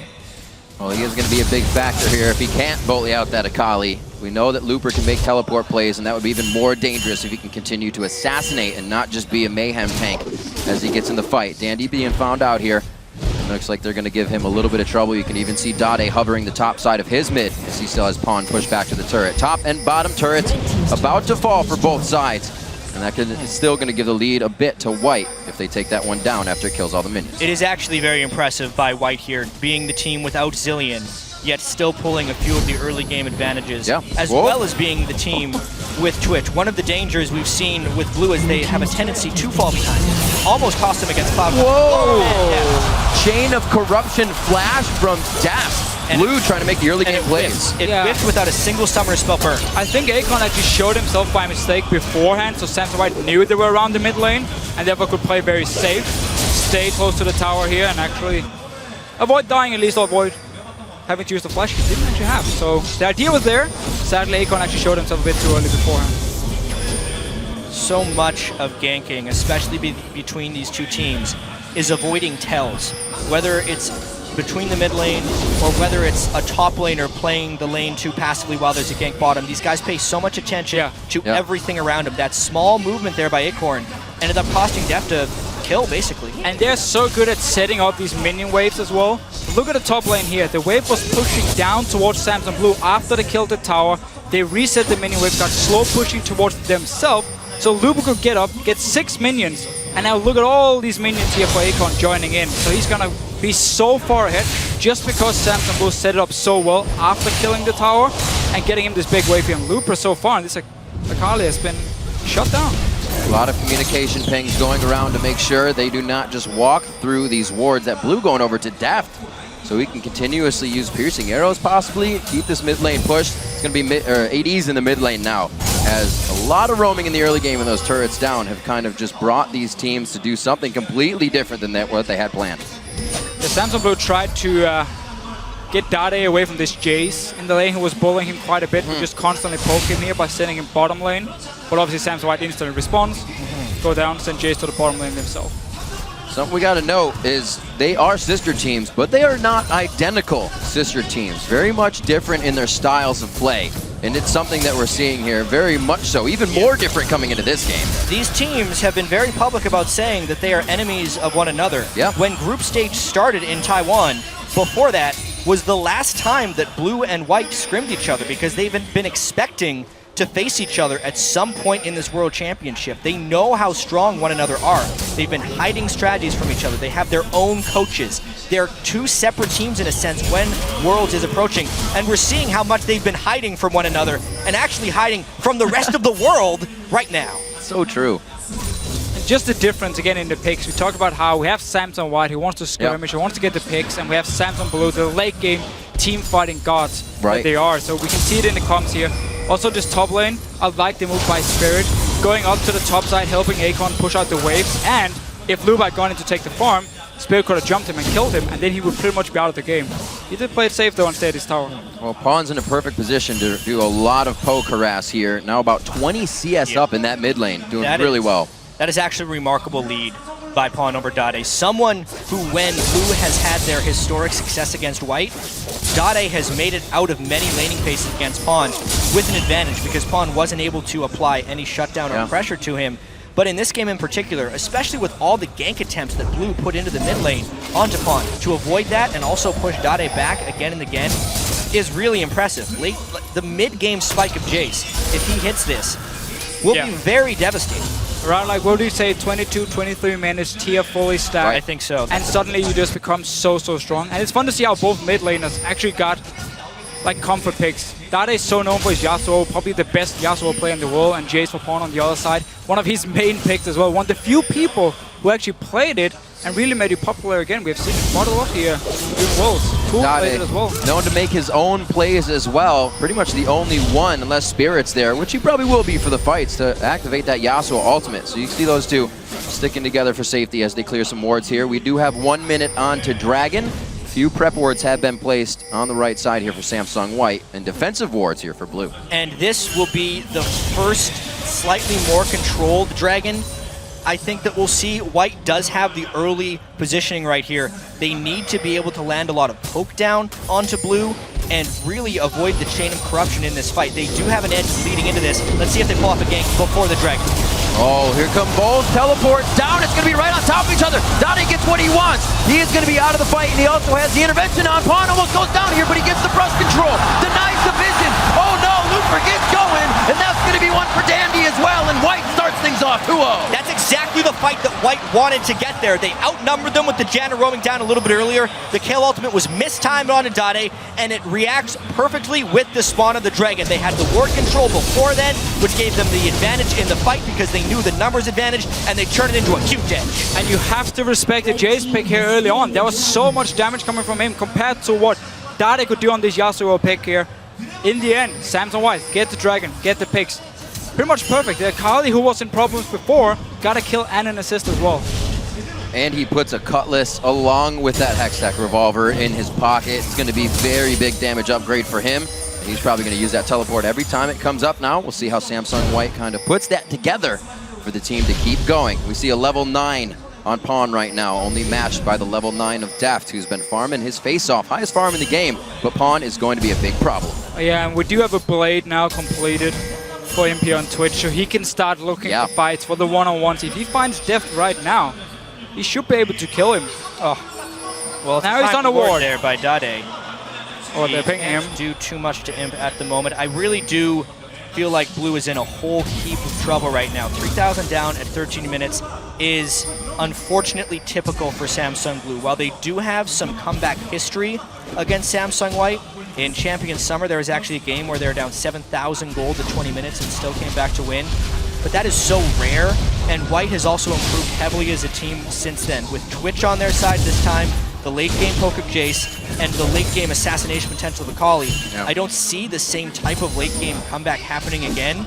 Therefore, Blue needs to play exceedingly well in the next 10 minutes or so to avoid losing control of this match. I want to agree, but I've seen Samsung White too many times be a bit over-aggressive, especially against Samsung Blue, who always manage to punish them and get back in the game anyway. True. So we have to see if they can control themselves, because the late game shotgun has been popping. Here's the assassination onto Deft. Oh, Deft could get hit. That is going to be the Zillion ulti, but he can take out Hart as well. This is going to be some big damage. Hart just gives that one up, thinking Def would come up sooner, maybe? No, what was he doing? I'm not sure if he wanted to try and get in range and exhaust onto Impy and just like walk back and forth in the end. He had flash job as well. That's what we see. Varus is vulnerable to Twitch openings, especially if he doesn't get a huge lead early. The fact they haven't made any plays with that chain of corruption is even more concerning here for Blue. White definitely trying to take a whole bunch of control here, and yes, Deficio, I agree that White has gotten overconfident, but that happens when you just stomp on everyone almost every single game. 100%. Putting the boot down one more time on this one, alerted that Dandy is there. Red buff on him as well. Whoever gets tagged is probably going to be tagged for death. Dandy took it out. A great heal coming from Mata to save Dandy. Another jump from Looper as he gets a kill. Can Dade and the rest of the team answer? Is there any rebuttal to these kills? Whoa. Not in range for the Oswald. It flashes out. Somehow he lives. And they're going to take down Spirit as well. Dade throws himself in the pan, and it's way too hot to get out alive. In between the turrets, Samsung White pulls a 3-for-0, baiting Blue into desperate plays because they know how far they're falling behind. It is just going from bad to worse. And Looper in this one-on-one he had with Acorn in the start, he goes in, forces the ulti, then he has his stealth, he has to sustain already, and just wait for the ulti to disappear, then jump, finish off Acorn here, and Samsung White. It looked aggressive, but they were definitely in control, and look at the goal lead. We are 15 minutes in. That is insane. Plays on plays. Let's see this one again, because it was a long fight considering. A few things baited Blue into overextending in a sense in this fight. It's the fact that the initial initiation by Samsung White was a little bit sloppy. They missed the bola strike, and they were in between the turrets, which for Blue, honestly, this is their opportunity to come back. This is the only time they could potentially get an edge. But Pawn rotated at the right moment. He arrived at the fight just at the right time. Dade desperately tried to get a kill, but there was a few too many shields, and it just isn't a fairly easy 3-for-0 for White. Yeah, and just some missed plays as well. Spirit actually tried to kick Flash Imp into the tower, but he didn't manage to do it. Instead, just kicked him away. Therefore, Dade couldn't follow up in time, and in the end, they just ended up going in 1-by-1 and dying. Let's see if Blue can get away. Pressing. Yeah, they want to fight again. They're oh my gosh, that damage coming out of Pawn through the shock blast. They definitely have to back off onto this one. A little bit of safety to be played now. 1.5 minutes on Dragon, and White controls the jungle of Blue right now, which pretty much means they aren't going to get close. And here's the darndest thing about that Zilean pick. Actually, they don't have any vision control, so they're getting collapsed on. Faked out teleport. So Looper will have that down. Yeah, I want to make this point about Zilean once again, though. It's just a tier and a level 7 Zilean. So often, the Zilean pick works because a team has to invest a heavy amount into one kill that is then negated. However, if we look at the builds and champion picks on Samsung Blue right now, everyone is very squishy, and they're taking a whole bunch of AoE damage. So the investment that White has to burn to proc a Chrono Shift or a Zilean ult is very low and highly repeatable for Samsung White. So at the moment, because of this lead and the champion compositions on both sides, the Zilean is actually really ineffective. So Blue's first pick has not worked out well. No, and that's again why we see Samsung White also in these fights here. They don't like go 5 people and tunnel on one target. They split it up very nicely here because they know they are stronger like one-on-one all across the board here. Can take the small fights and making it very hard for both Acorn and Hard to use the ultis effectively. We talked a little bit about how to shut these teams down. It's really trying to focus Dade or getting Dandy and Mata, which almost seems like a harder task when you have 2 people that can really lead the team quite well. Right now, Pawn being quite a bit of that. As you said, 50% health. The alert onto Death, but they're going for Dade a little bit here. Dandy at least striking fear into his opponent. Spirit way too close onto this one. One last shot, but it looks like he's going to outlive this one, even with the Venom on him. And it is only Imp down. Now Dade falls. It looks like they back off for now, but a lot of continuous pressure in this game. And that is the setup you can do when you have the Yasuo and Lee Sin together. Lee Sin just goes straight for the AD carry, ults him, and then Yasuo can jump in on it with his ulti, and you can just take him down very fast. Mata wasn't there, or at least didn't save or couldn't save him in time. Yeah, I still really like the way that White is approaching these team fights. They're trying to bait and switch their point of attack there. All the time. Dandy was so far away from the origin point of Imp's Twitch that it would have surprised and outplayed almost every other team in the world, but Blue was quick enough to react and collapse onto Imp. That's why they only got punished in a 1-for-1. However, because of the ridiculous gold lead, they still had enough pressure. That was a pre-dragon fight. Yep. White does that repeatedly every time the dragon is up. Fight before the dragon, so the dragon itself isn't contestable, and they pull even farther ahead. And it's fun to see how these Samsung teams often use Twitch. It's pretty much a bait. Because you actually are going to be in the front line as the Twitch. You pop out, you use all your cooldowns. You have these 7 seconds where you are probably the best AD carry in the game because you have so much damage with ulti, ghost blade, everything. And the enemy team obviously wants to kill you. And when they collapse onto you, well, the remaining 4 members suddenly are in a great position to just punish and kill you. They create such utter chaos with this composition. Looper throwing down the Shroud to go invisible. Dandy coming out from invisible along with Imp. It's kind of a flash reaction you have to even get yourself back into the fight. They're always reacting. Very tough. We're going to have to get an Oracle lens on Samsung Blue if they want to try and kill Looper here. You can't keep buying pink wards and play them every single fight. Like, that's a lot of gold invested. Rather get the 450 gold on for the Oracle lens. And the problem is, it's not like Blue has very much gold to invest. They've been heavily denied here. I mean, 1 turret in 20 minutes, starved out of Dragon, relatively low farm numbers across the board. The Pawn versus Dade matchup is getting out of control. And they're really just hoping for catches in any way, shape, or form. But they are 1 step behind White here. And when they walk into a place with wards, they get a shock blast to the face, and they have very little way of recovering. Could be. Oh, Imp getting out of that one beautifully. There's the teleport coming in. He goes right back onto, that's going to be Acorn, but it was one other right before he got to it. Acorn all by himself. They still go in for the fight. 1 down, now 2 down. That's going to be Dade up off the Chrono ship. But Looper wants to fight for himself. He actually draws out an exhaust. They're giving themselves so many follow-up opportunities. At the end of the day, it's a 3-for-1. You can see how ridiculously competitive these team fights are despite the gold discrepancy, but because of the gold discrepancy is why they're going in Samsung White's favor. It's their ability to pull together in the mid-game and then just go crazy in these mid-game team fights. Definitely not fight that are happening on the terms of Blue at this point. White is going very hard at everything now with an 10,000 gold lead as they're just about to hit 25. But it is items galore that they have finished so far, and we're going to see Looper trying to build up that Zhonya's now. The Ghost Blade finished up onto Imp, and Red Elixirs as well for Pawn for a little bit of edge on that damage. Yeah, Samsung White, they want to close out this game with the red potion here. They already have all the wards placed down. If you look at the minimap, it is pretty much all Samsung White at the moment. So they can set up a Baron fairly early on if they want to. Don't start it, just bait it, force Samsung Blue to come in and face check you and take the fight once again, because all you want to do is have them come and fight. An amazing amount of wards on the map right now for White. 4 counted for Blue across, and that is just so much vision White's able to use to get the fights they want, to poke from the fog of war. And it looks like they're going to be heading up towards that Baron side. Oh, Spirit Recall on a pink ward. They know he's not going to... No, he's back in base. Push whatever they want. It's made even easier by the fact that Police 10 steal isn't even a possibility. This is the game for White that just goes completely according to plan. None of the weaknesses are exposed here for Samsung White. They're a team that generally does this to pretty much everyone. They pull ahead by a huge amount of gold by the mid-game and then end it before it gets late. Blue needs to somehow find a better way of extending the game and not getting steamrolled like this. But honestly, no one's been able to prevent White from doing this to them all worlds.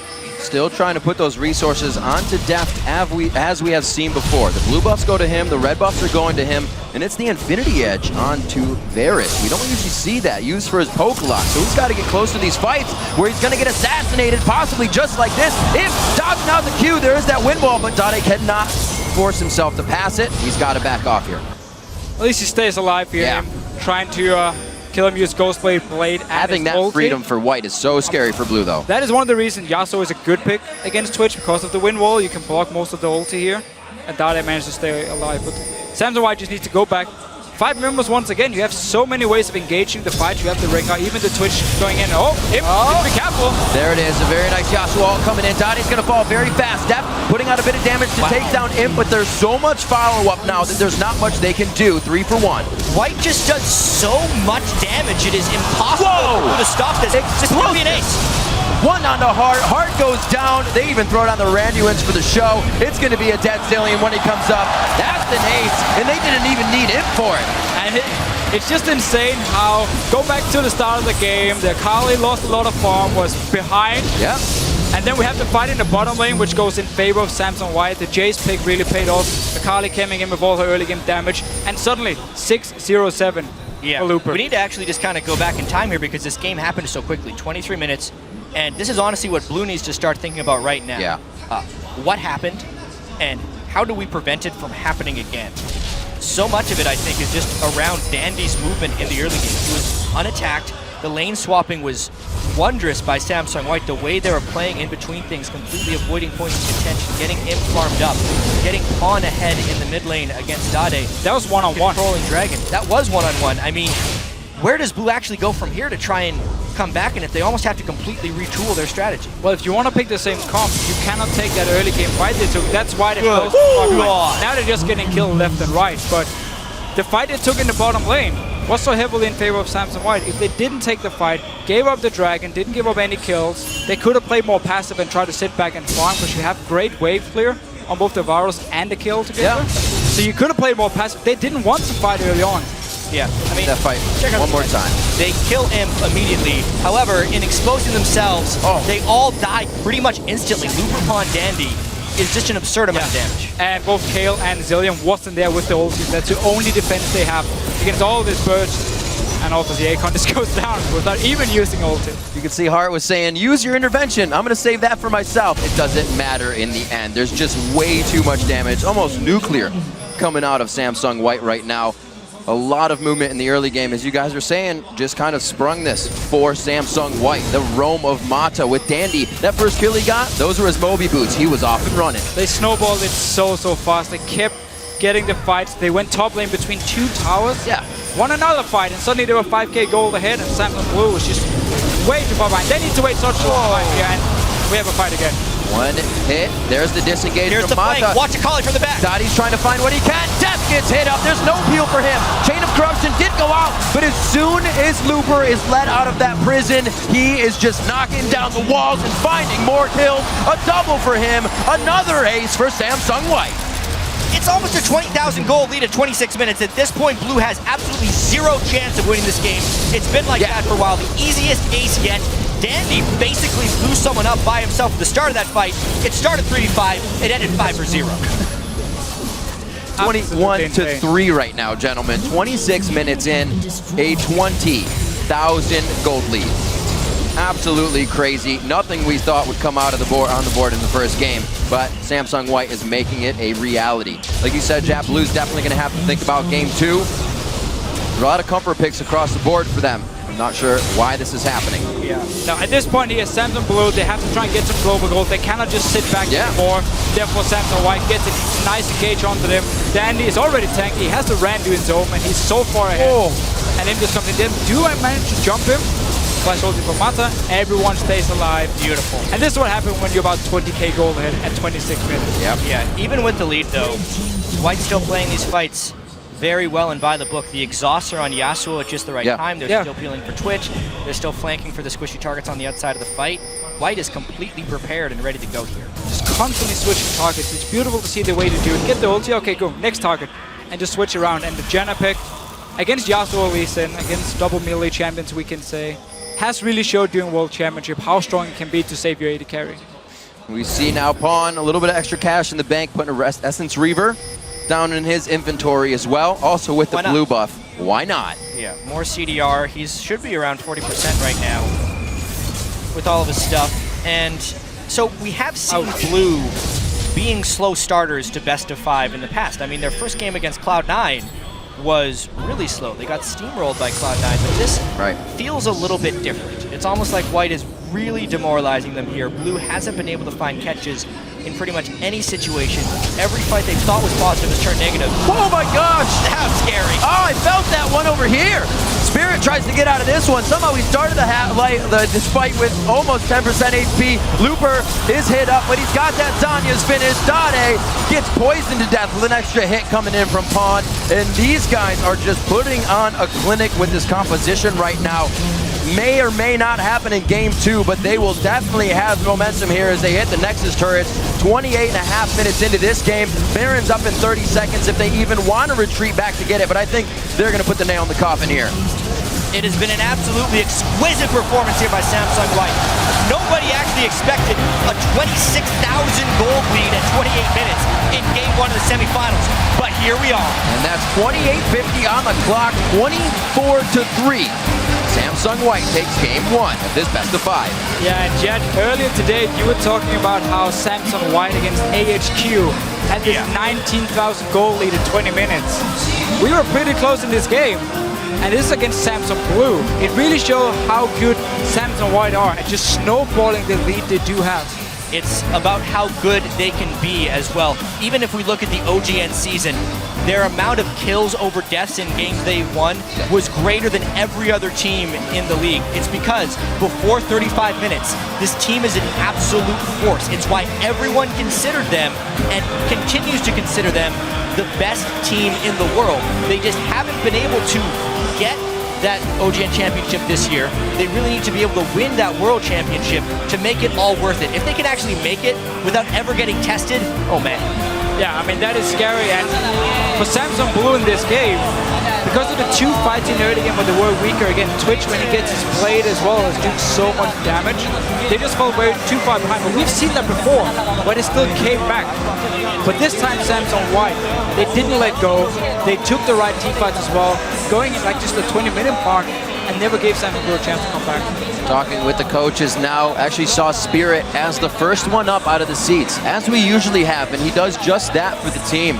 Kind of being that Spirit, what they need to keep going, and they are going to need some momentum coming into the second game. And they actually seem like they're in pretty good spirits, considering the absolute stomp that game was. But they know that it's a 5-game series. Absolutely. Yeah. Right? They tried something different here. They also were probably fairly surprised by the Akali pick. Danny broke out Rengar for the first time in a long time. Wow. There are a lot of adjustments to make.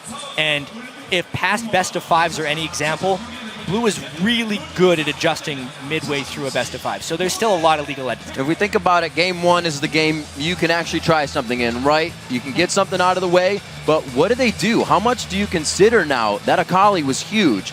The Jace doesn't get banned because the poke was so excessive coming into that game. There was so many things you have to focus on, or do you try to go for what you need and just kind of coordinate with the team? So it's very hard to look at the comps in this situation and say they lost because of this pick or because they had the Akali.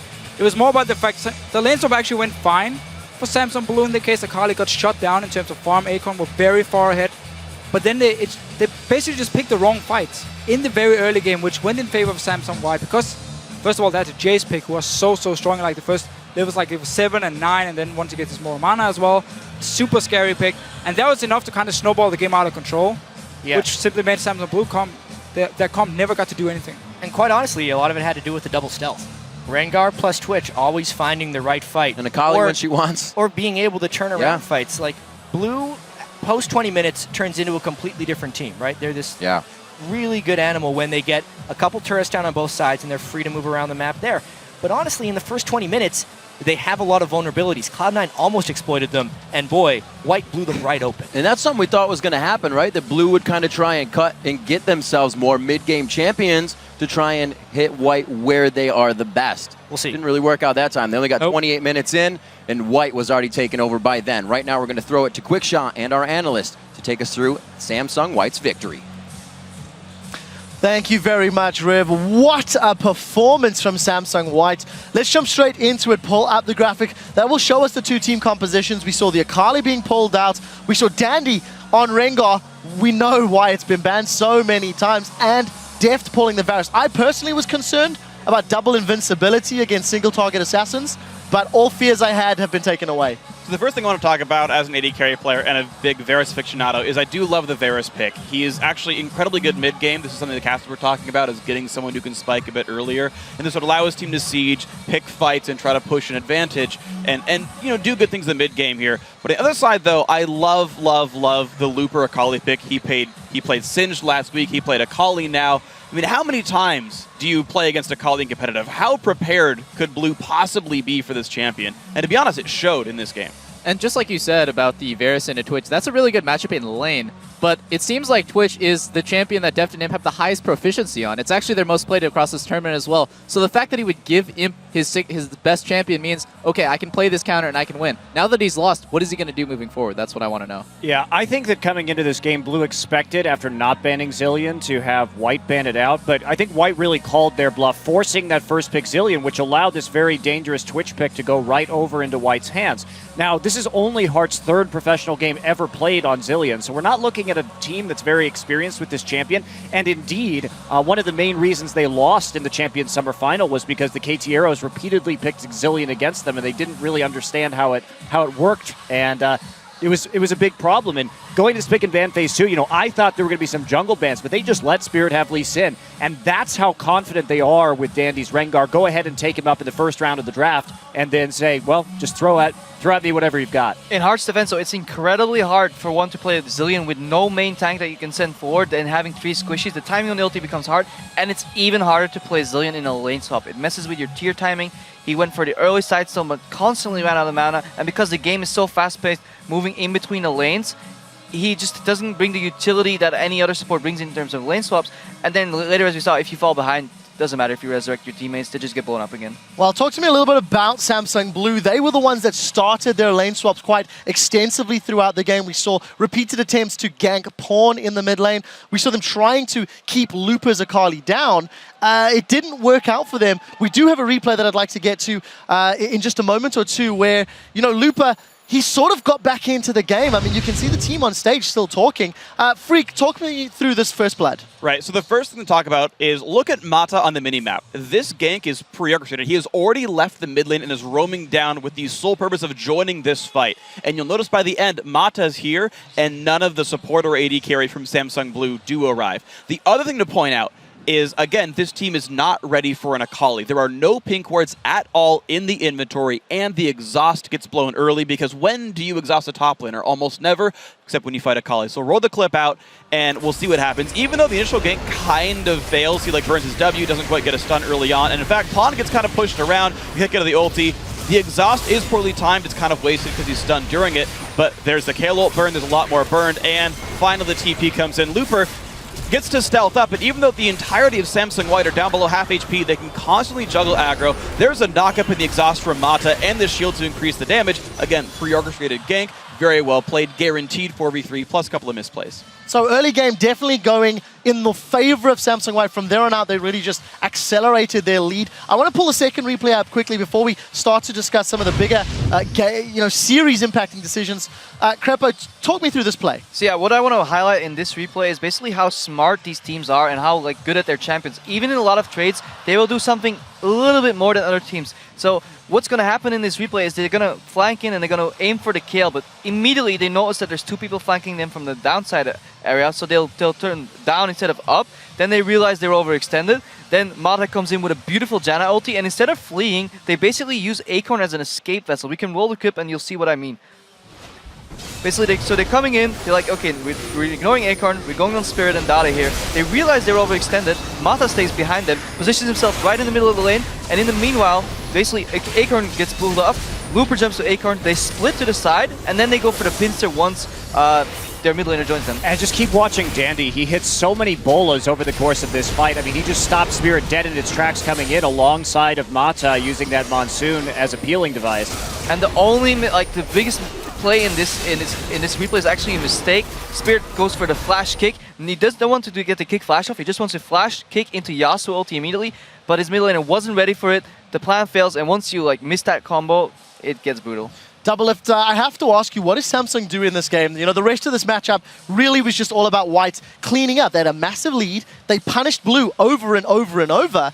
How do you come back from a 28-game smash? I mean, there's the team on your screen. They're deep in. There is so many variables that to put in to account, but I do think this is just my own personal opinion. So Royal Club versus EDG, Janna was 3-0 in that series. OMG versus Najin Shield, Janna was 3-0 in that series. I don't know why people are still leaving Janna up so late in the draft and still picking champions like Lee Sin and Yasuo into it. Honestly, I think right now Janna's the best support in the game, and it seems really strange that the people would just keep underestimating her. I actually got a really cool stat from that earlier when I was looking up whether Morgana was being played a lot. Actually, our stats guy came like, hey, but you should really look at Janna because she's been picked now 38 times, won 24 times, and only lost 14. That's by far the biggest discrepancy in win-losses and the highest pick rate. I don't know why teams are just not picking Janna early. Exactly. Doesn't make sense. People are slow to adapt. I mean, right, Akali came out new, Janna was new to the tournament, and you've got to take some time to realize Sometimes the power's not what you expect it to be. 37 picks. Yeah, and Mata, though, you really have to commend his Janna play in that game because he saved Imp in a lot of situations and allowed Imp to just remove Yasuo.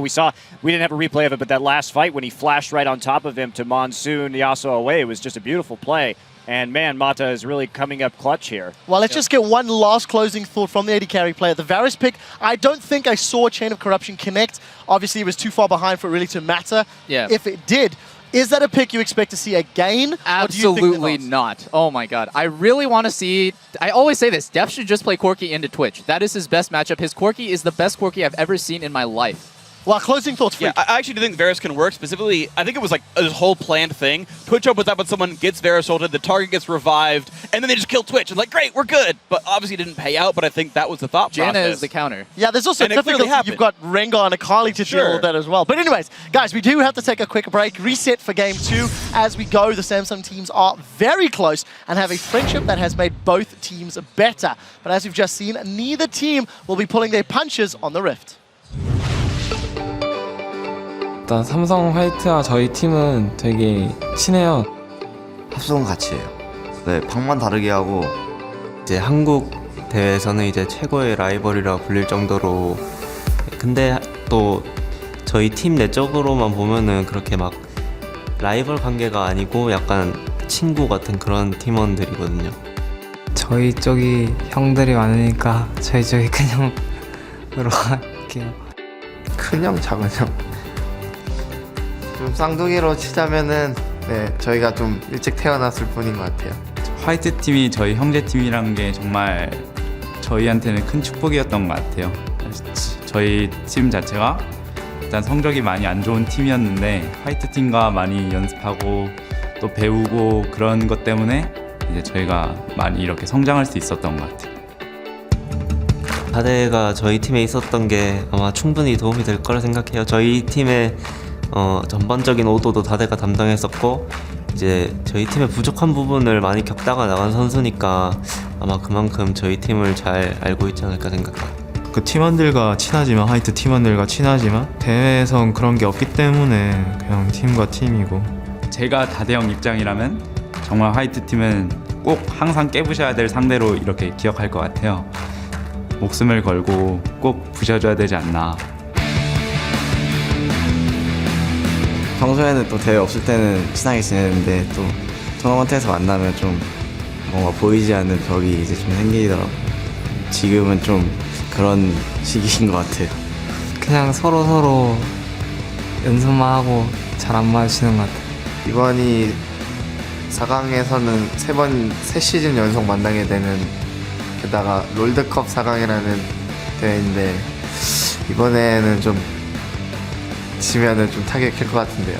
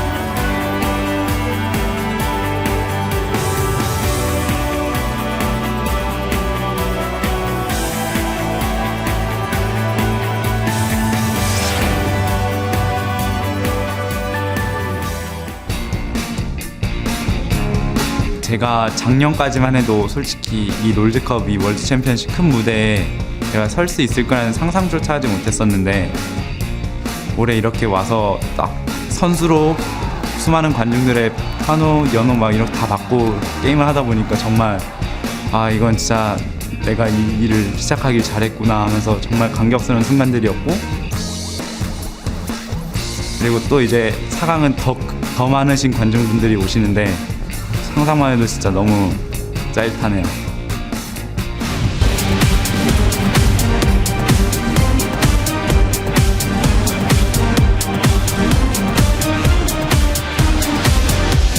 Welcome back to the 2014 World Championship. Teams are loading in for Game 2. So far, it's Samsung White who have taken the lead, gentlemen, with a commanding 28-minute win in Game 1. How does that leave you time to think about Game 2?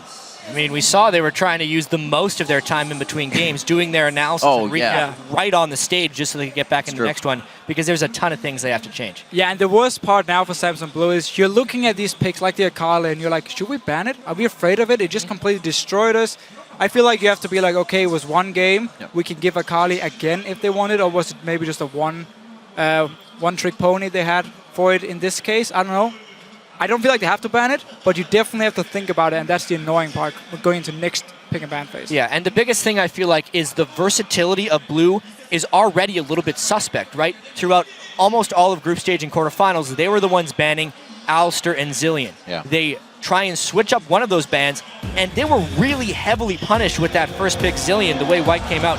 Now that they're on the red side, they have even less flexibility, so things are really going to be tough for Blue here in Game 2. And having to ban that Zillion now against White, they take the rumble away from Acorn, and they're trying to take away some of those comfort picks, but have we seen everything from White yet? That's a big question. Oh, for sure not. I mean, Zillion, Alistar expected bans from Blue. Now they're on the purple side.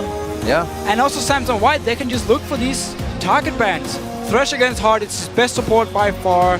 You have, again, the Rumble against Acorn, who is known as his legendary Rumble player when he bursted onto the pro scene. He only played Rumble, and he was actually a one-trick pony in that case with the Rumble pick here, so you ban it away from him as well. And again, Tristana ban. They did it last time. I thought they did it to get him on Twitch, but it seems not. The Rise left up, but the Maokai taken away. I think that stings a little bit for Acorn there. What does he decide to choose? Well, we did look at the Acorn, which champion he played or plays. Yeah. No Rise in summer. Right. No Rise so far during Worlds. Dada is normally the Rise player in the mid lane, and we haven't seen them play it yet at Worlds, so I feel like that's why Samsung White can take the Maokai and say, do you want to play the Rise or not? Yeah, I mean, making sure that Acorn doesn't have Maokai is also incredibly key. Maokai has been such a boon for Samsung Blue. Right. Post 20 minutes when they can find those team fights. I mean, at the moment, White is just this incredibly versatile force that can do almost anything. I feel like they're almost trapped in a picking Rise, even if it's for Dade. They just don't necessarily have to pick it yet because White has already picked their top laner. And I like the Janna pickup here if they do lock it in, because she's really been one of the most contested supports, especially when Thresh is really back. good picks there. Yes, you have such a good dual lane now. As long as you coordinate the shield with their traits from Lucian, you have one of the most dominant 2v2 lanes. You can also fast push towers, which you might see Blue try to do. So they're looking more mid-game focused right now. And look on the side of Samsung White. Suddenly they're looking towards the late game. Good to see that Kog'Maw was hovered right now for Pawn, but they're going to switch it around here. That Lucian being taken away, grabbed up for Deft here. Not as Corki though. Doublelift very outspoken about that Corki play for Deft, but he feels like lane bullying is what Corki can do, and what Lucian can do very well is going to be his lock-in. Well, I feel like with the Lucian pick, they're more heavily trying to starve Imp and push him. I mean, maybe push him onto Vayne at this point, or even just make him play Corki because they don't think it's his style. So much of Imp's great AD carry play has been about his movement, not necessarily his skill shots, where Deft would definitely be the skill shot AD carry. They pick it because Corki plus Lucian are really the two best AD carries left right now. I just want to see how Imp performs on it. That's going to be the key. And also, we often see Corki being locked in when you want, again, a physical damage mid laner, so you have some magic damage from the Corki, and just not all physical damage all around, because Maokai is not enough magic damage himself. So it opens up for a Yasuo or a Jace pick now for Spawn in the mid lane, which we might see because that is two of his most played champions, two of the best champions, and they fit the combo already. When you have the Maokai to set up a Yasuo, or you have the Jace with the poke from a Corgi already. I really wonder how much spirit was broken that last game on Lee Sin. Because if it's available, I would expect him to pick it almost immediately. However, with those two lock-ins and the two things they're hovering right now, it would be an incredibly mid-game focused team comp from Samsung Blue. It's something that rose to heavy prominence a little bit earlier. The Rise still makes a fair bit of sense, and it is still a pretty mid-game heavy composition. Blue just wants to make sure they don't get steamrolled this time. Exactly. They do have some good late game. We know Rise is an absolute monster in the late game, and Kha'Zix is the best late game jungler in terms of team fighting. So they do have fairly good mid game, and they have the late game already covered as well, just with these two picks. And now for, if it's going to be a Rise mid lane, that's actually smart by Blue to pick the Rise early here before we saw the lock-in from Samsung White in the mid lane, because Yasuo is extremely weak against the Rise. So they lock it in here and therefore force a Jace pick, which I don't think Samsung White is too worried about. Oh no, they we have to play Jace again. Yeah, again, you have the Jace Corki now for this mid-game. Insane siege and poke. You have the Morgana for the disengage with the Black Shield. And if someone ever goes too low, Rengar pops his ulti, jumps in, and you die together with the Maokai. Does Annie make a return here? Coming back to Worlds. Already have the support on the board, so it's kind of just a hover. And it wouldn't really be Acorn for the top lane, but Kassadin might as well be if he could pick that in. We've seen it a few times before. Also heard some inklings of a Galio within the practice. Are you? What? Very much so. I can't remember who said it, so I probably shouldn't be saying it, but I heard there were a lot of kills that came from that Galio when they were messing around. Could it be the counter that everybody's looking for? This is going to be crazy. Here's the thing though, there's a lot of physical damage on the side of Samsung White. So it's not like you can just stack him on the Galio and become unkillable. I mean, the Jace is going to destroy the composition you. itself, doesn't really fit. So this is like Blue twice now. Getting a few things that they want, but more taking away the Lucian. They're almost putting themselves on the back foot here as they come into these games, trying to play like White to stop them, and it's almost not working. I mean, I'm really excited to see Galio. Oh, yeah, sure. But I'm really, really, really confused right now. I mean, so again, they do have this insane like AoE team fight combo. You have the Rise, you have Kha'Zix, get the reset, and Lucian with all his AoE damage as well. So you have a great wombo combo. Problem is, put a Black Shield on either the Jace or the Rumble or the Maokai, and they're going to stop the Galio ult instantly. Absolutely. I mean, they're picking it into a Black Shield, right? So if there's a priority target they want to ultimate, they can't necessarily do that. And they're bringing a big AoE circle ultimate with Janna. It's like you're picking... That synergy isn't actually not that great. And, yes, you can do it together, against the Maokai, who puts his ulti up and says, oh, you want to do magic damage? Hello, I'm going to reduce a lot of it. Very tough stuff to do. Before the champs hit the rift, tell us who you think will come out on top. Tweet LOL Esports. Use the hashtag SSWWin or SSBWin. We'll be tallying up your votes shortly as we hop right into game 2. A lot of hopping going to be done in this game. We got a Rengar, we got a Kha'Zix. Who's going to splat the bug or who's going to be taking down the cat? We got a trinket that Looper forgot to buy, so he had to jump back real quickly and grab it. He's probably also a little bit shocked. He's completely he sees Galio, he goes, what is this? What is life? What is life? I am still really shocked by this Galio pick. Yes, it's something they've been practicing, but is this just a hint of absurd desperation, or is this an ace in the hole for Samsung Blue? Varus didn't necessarily work. This is a whole other beast. Yeah, and so Galio can start a fight if he has flash ready. The problem is, if the flash is gone, how is Samsung Blue ever going to start the fight against a Jace and a Corki who's just going to completely destroy you in the mid-game with poke? We will have a little one fight though. White thinks getting in and making an impact is how it happens. They're able to get out of this one. The heal! That's the Dade hitting the Rise going early. That's going to be quick to a tier for him in the lane. And this is going to be a great start for Blue. So that was a very uncharacteristic move by Samsung White, invading there blind without much ward setup. But it's honestly something they've been doing more and more of throughout Worlds. When we were watching all the replays, we're thinking, this is very unlike White. They're making these strange risks. And we thought maybe they'd end up doing that against Blue because they were trying to catch them a little off guard. I don't think they needed to, but it's a style they've been adapting, and it costs them there. Level 1 tier, and You only had to use one flash and a ghost to actually get it here on the side of Samsung Blue. If we're looking at defensive summoners they might need in the lane. Oh man. They can be very, very happy now with this start. I mean, they're already... That is insane for Dade in mid lane. They're already a mid-game team. I'm still not sure how Galio fits into this mid-game. We're going to have to wait and see what they can do. But the other four make a whole lot of sense, and they're doing great so far here. With that gust, he definitely can make it around the map quite fast. We'll see if the teleport and the roams come in from him. He'll be helping Spirit a bit in the jungle, as we see both junglers milling about with each other right now, or with their top laners, I should say. Coming into this one, 2 exhausts on the side of White, which may help if Blue gets overpowered, because they're not bringing any exhaust to the table. They're ready to go all in and keep that fight. That will be dangerous if Dandy gets going. Yeah. But I do need to talk a little bit more about Galio. Yeah. Because it's been a while since we've gotten to talk about Galio.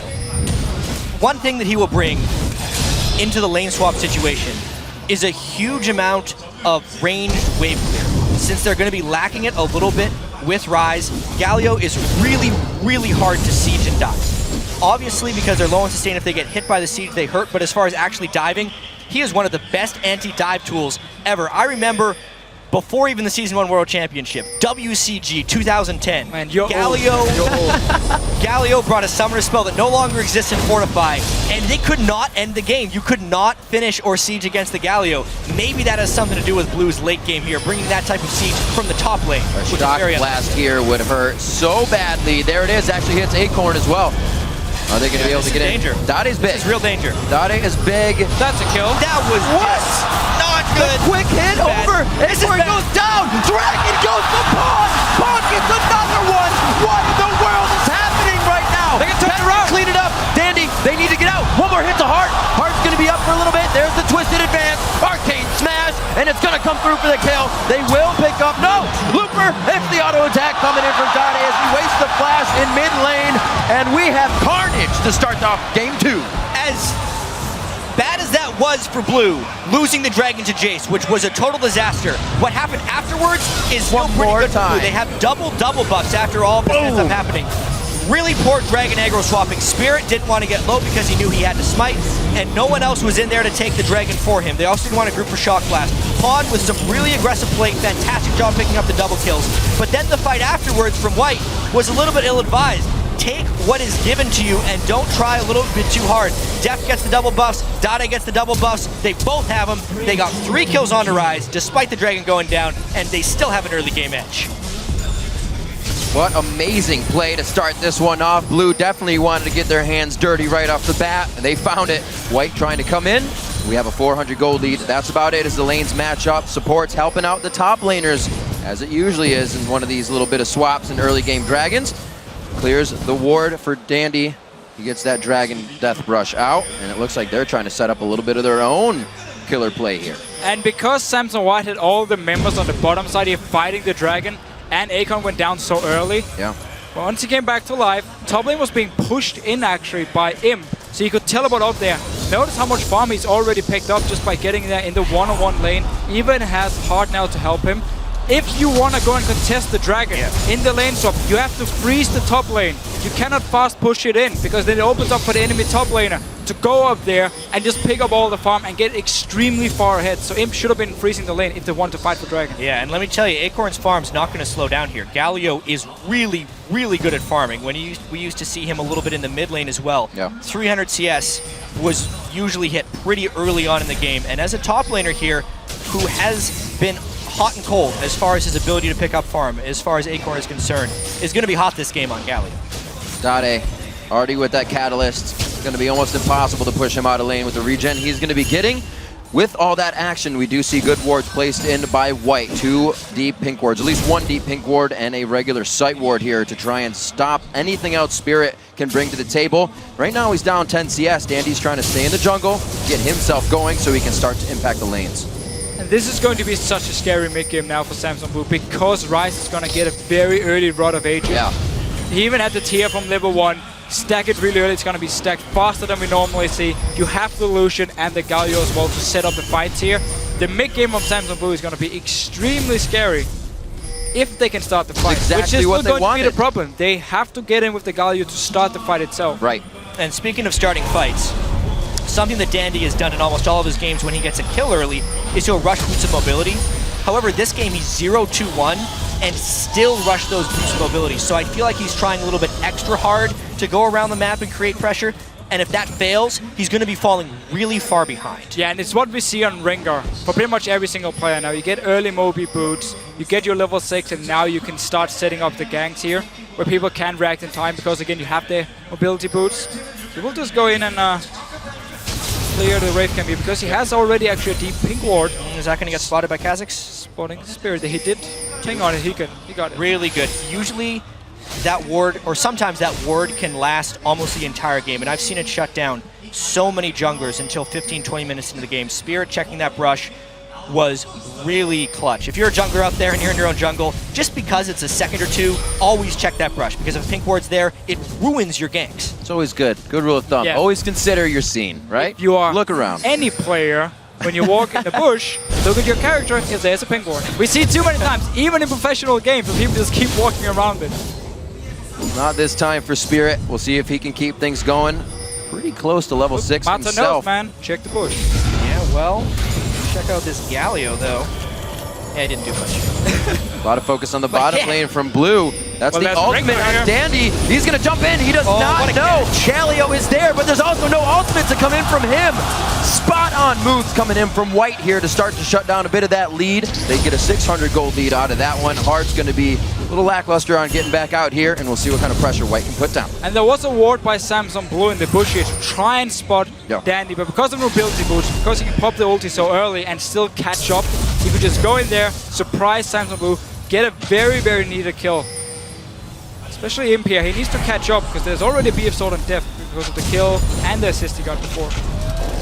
Depending on what Dade can do, 3-0-1 here. Maybe go back and buy some more damage or get that charged up on the tier a little bit more. Dragon in 40. That's going to be a big impact. But Pawn still can provide poke for this. It's something that crushed down Blue last game, and he still has that chase. And so much of this will be on Dade if he can somehow close the gap towards Pawn. If he can't get into engagement range of Jace, it's just going to be a horrible time for the Samsung Blue team. No sustain with the Janna right here. And honestly, with this Dragon in 20 seconds, there has yet to be a gank to preempt it. And Acorn and Looper are both in the top lane without a teleport. I really wonder if we're going to be able to see some type of early pressure. No Rengar ultimate. Spirit evolved his W.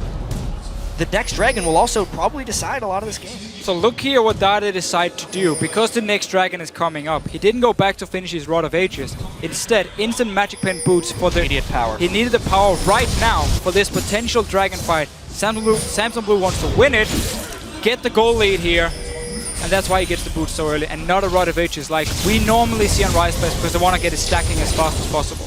Well, you saw in the old days of war, shutting down the general is what won you the fight, and this time they have not shut down the general. They're going to go ahead and set up around this Dragon. It looks like they're going to bait this one in as well. Pawn's going to clear out mid lane, and he'll be there. All right, so Blue has vastly superior vision control. 3 pink wards in the river.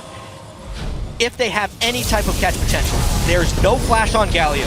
Dade does have both of his summoners. Dade would almost need to start this fight. It is so dangerous grouping around Dragon against the Jace poke. White is actually the team that has the potential to start the fight, but they don't have the vision to start the fight. It's a really strange situation we have here. Blue starts it to dare White to come in. Slow play. They're kind of feeding into this one. They're just trying to poke him down. Looking for a Dark Binding that'll lock down the right target from both sides. The pincer comes in. It will not be stolen. That goes to Spirit, but it might be his life for the Dragon. We see Mata going down first. Then Dandy falls. It's going to be Acorn, but they have damage right now. No! It is going to be Dade going down. White is going to start stomping through this fight. What a catch! What a blast! What a finish coming in. Spirit makes it out alive after the smite, but he's just about the only one. So Samsung White here decides to split up actually. We had Corky down on the bottom side. It's not over. And with Pincer, Spirits, you're dead, my friend. Uh-oh. Gets a kill though. No, yes, he got. All right. Minions OP. That fight was just Blue succumbing to the poke of Samsung White. The Corky Jace just getting enough damage down there. Blue bailed out a little preemptively and just was that close to being able to close out the fight, but they took too much poke. See it again. Yeah, so notice how Corky is down the bottom side here, landing the poke. Dandy wants to engage as well. And what Samsung Blue is doing now is one of the most risky things you can do. Your jungler 100% focused on Dragon to try and get it, which means he's actually out of the fight. He doesn't do anything in the fight, and it's 4v5 in that case. And now Samsung White, because they landed the poke, managed to just clean it up for now. And notice this catch here. Looper flashing on, and then Shock Blast.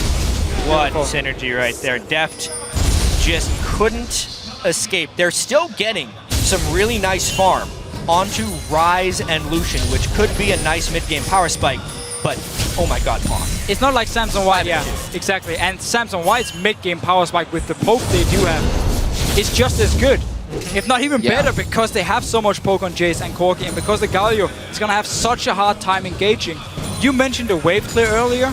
The problem is, the Galio might be stuck in the side lane because he's the guy with teleport, and he won't be there to wave clear the mid lane. And a huge factor coming into these fights. They go long.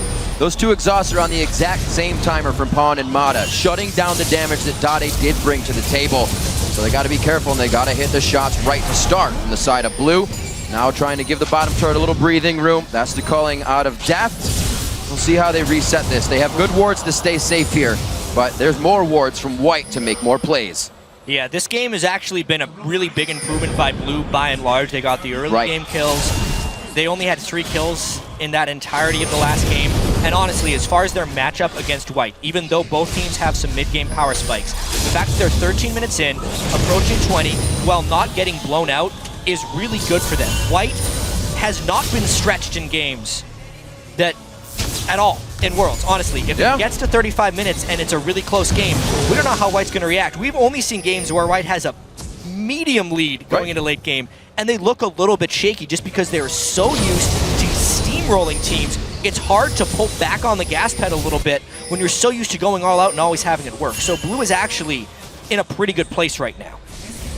And a lot of it, in terms of like Samsung White and their late game shot calling, when they were called Ozone and they had Dade on the team, they were actually really good in terms of the late game as well with the shot calling they have. But now Dade is on Blue, and suddenly they're the ones who plays the late game really well. Did he steal it? No. Oh, Dade got it here. Dade is both playing as a complete guard in the mid lane, and he's also doing most of the shot calling for his team, which is just insane that he's able to do it. So much focus required for that position, as like you said, also 2 shot call. It helps when you're 4-1-1. The Rod of Aegis yet to be finished here. That's a trap. That's a big hit for him. Oh, he couldn't take the, wait a minute. Okay, I was gonna say, where are you going? You need to help your AD carry, but it's Looper was teleporting down to make even bigger plays. Bulwark onto Spirit. Keep him healthy a little bit, or at least keep Acorn healthy. Dade trying to make a play here, walking straight through wards, almost hatching these ones as he goes over it. Will it be the attack? He's gonna get locked out. Whoa. What blast! Pawn spot on as he's threading these needles. And it's only gonna be harder as they're getting the focus kills they need onto Blue. Dandy and Pawn are so good together, knowing exactly the range with which Jace can follow up, and Spirit runs into a big cat. It's gonna, I feel like if he hit that or heard that hit, he might be going a little hard, but his flash was down, so he stays safe. Minute and 30 on to Dragon. This is what happened with White before. They started getting into Blue's jungle, and they were not able to come back from the side of Blue. Seeing that pink ward, looks like Pawn's gonna get his hands on it, take it down as well. It's hard for Blue to even defend the wards they're throwing down. Just such a nice setup as well by Samsung White, knowing that Dade had roamed down to this bottom lane. That's why they didn't chase the kills, and also knowing he's gonna return to the mid lane, and Danny was just sitting ready, popped the ulti, got onto him, shock blast as well, and Danny could just finish the job here. So just a very nice setup as a team all around, not even over chasing in the bottom lane. And White is farming up some incredibly large players here. Looper is going to be a huge problem on Maokai, specifically come the next Dragon fight. It doesn't look like Blue has enough damage to deal with Looper at all. They've lost the top turret. They need to get vision control around Dragon again. Somehow Blue would have to control Dragon with wards and avoid the poke if they want to avoid falling farther and farther behind. But it's going to be so difficult knowing that Dandy can strike from anywhere and knowing that the Pawn poke is so great. And Blue buff right now helping to charge up that man. One more shot from him. Spirit in a bad spot right now, but they see Depth coming in. Culling comes out, the exhaust on Spirit coming back into the fight, keeps him out, keeps the rest of the team kind of wondering. Chaos out of the lanes, White has more time to run free. Once again, Dandy looking for Dade. Oh, that's still damage that Dade has. Dandy Not really sure what was going to happen there, but he definitely took about 75% of his HP. Dade there is a total lifesaver as far as Dragon is concerned. Getting Dandy that low will just absorb a lot of the pressure that the rest of the team was giving there. Cool little setup though. Dandy running in, he throws his E at the wolf camp to get the 5 stacks for the next one to be the snare. And there's even 2 pink wards too. So he didn't know where Dade exactly was, he just knew he was nearby. Ended up actually face checking him and taking a lot of damage. Falls back to base. He will have ulti for next fight. Give Dandy Rengar and he will find a way into your jungle without you knowing, especially when White has the lead and they can start putting these wards down.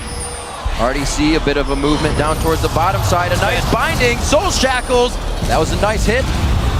Monsoon's not going to do enough. That'll be a last few shots. Can he hit it? It's going to be a bit. Oh, he doesn't even want to try. Wants to solidify it with Flash. Kill secured. Because Samson White know they can now go Dragon, 5 members. Imp didn't want to try and hit the Rocketeer. Just use the Flash, get your kill. Still have Valkyrie. Exactly, and go straight onto this Dragon here.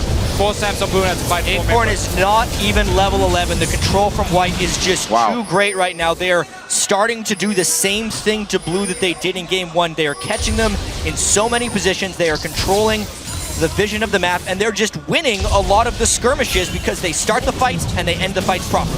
Winning a lot, now 2 and 3 on those Dragons, and that one was pretty uncontested as they went into it, which is not spelling good things for Blue. They definitely have to wait this one out.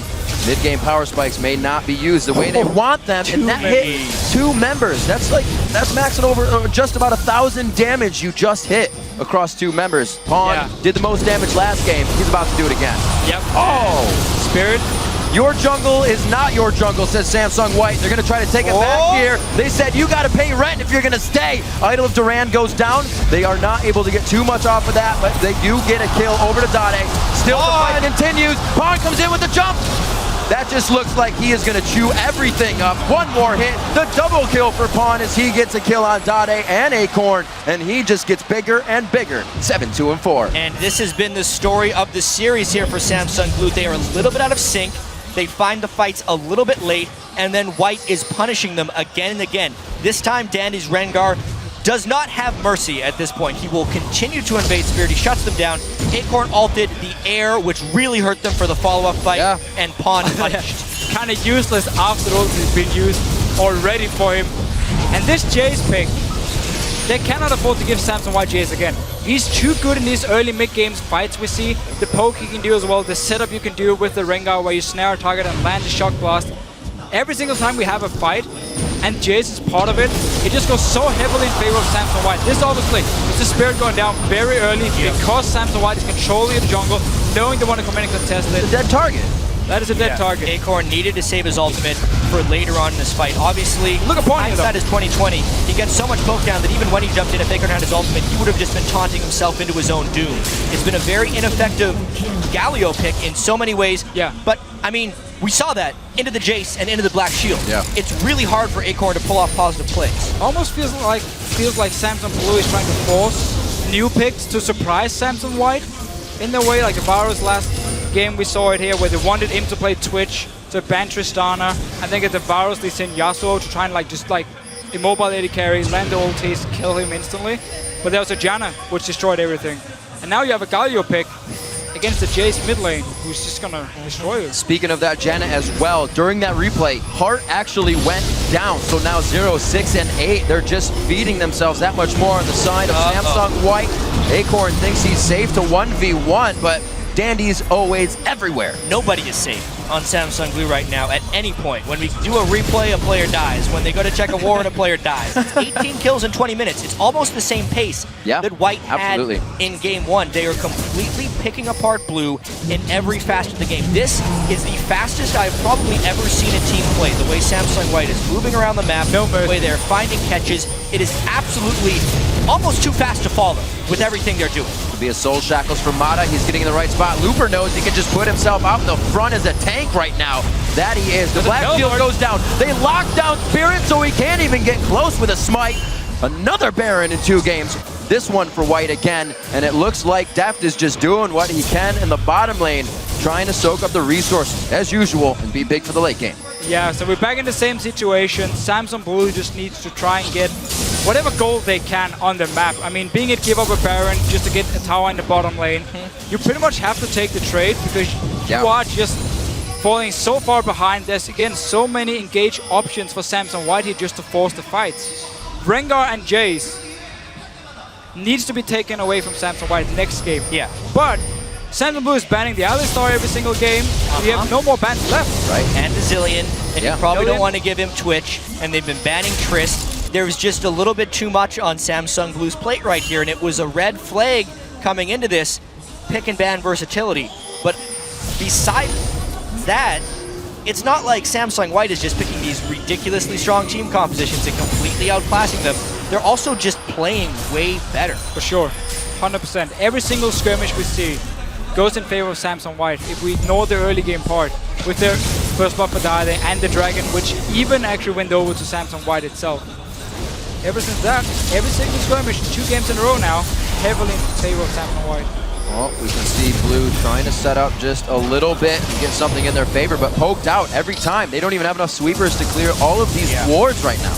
It's a 0 sustain team outside of a Janna ultimate into mid-game play. Oh my gosh. There is no way they can stand there and take hits. This is the perfect moment for Samsung White to group when you have Trinity Force completed on your AD carry, on your Corki, you have the Magic Pen as well, and your tier is fully stacked on Jace. You can just add in a BF Sword and a Last Whisper as well, and you can just start completely destroying people from max range. And there's no way they can ever get onto you. There's no flash yet for Acorn. He needs a few more seconds before it's ready, and he will even need to have to flank around them. And Samsung White is just going to place wards on the side to see him coming. The thing that is so great about Samsung White is their ability to close games to completely crush opponents once they have a small advantage. They don't let teams get to the late game. They don't let any of their weaknesses show. They are compensating for them so well. Blue picked what they thought was a superior mid-game team with a little bit of a late-game edge.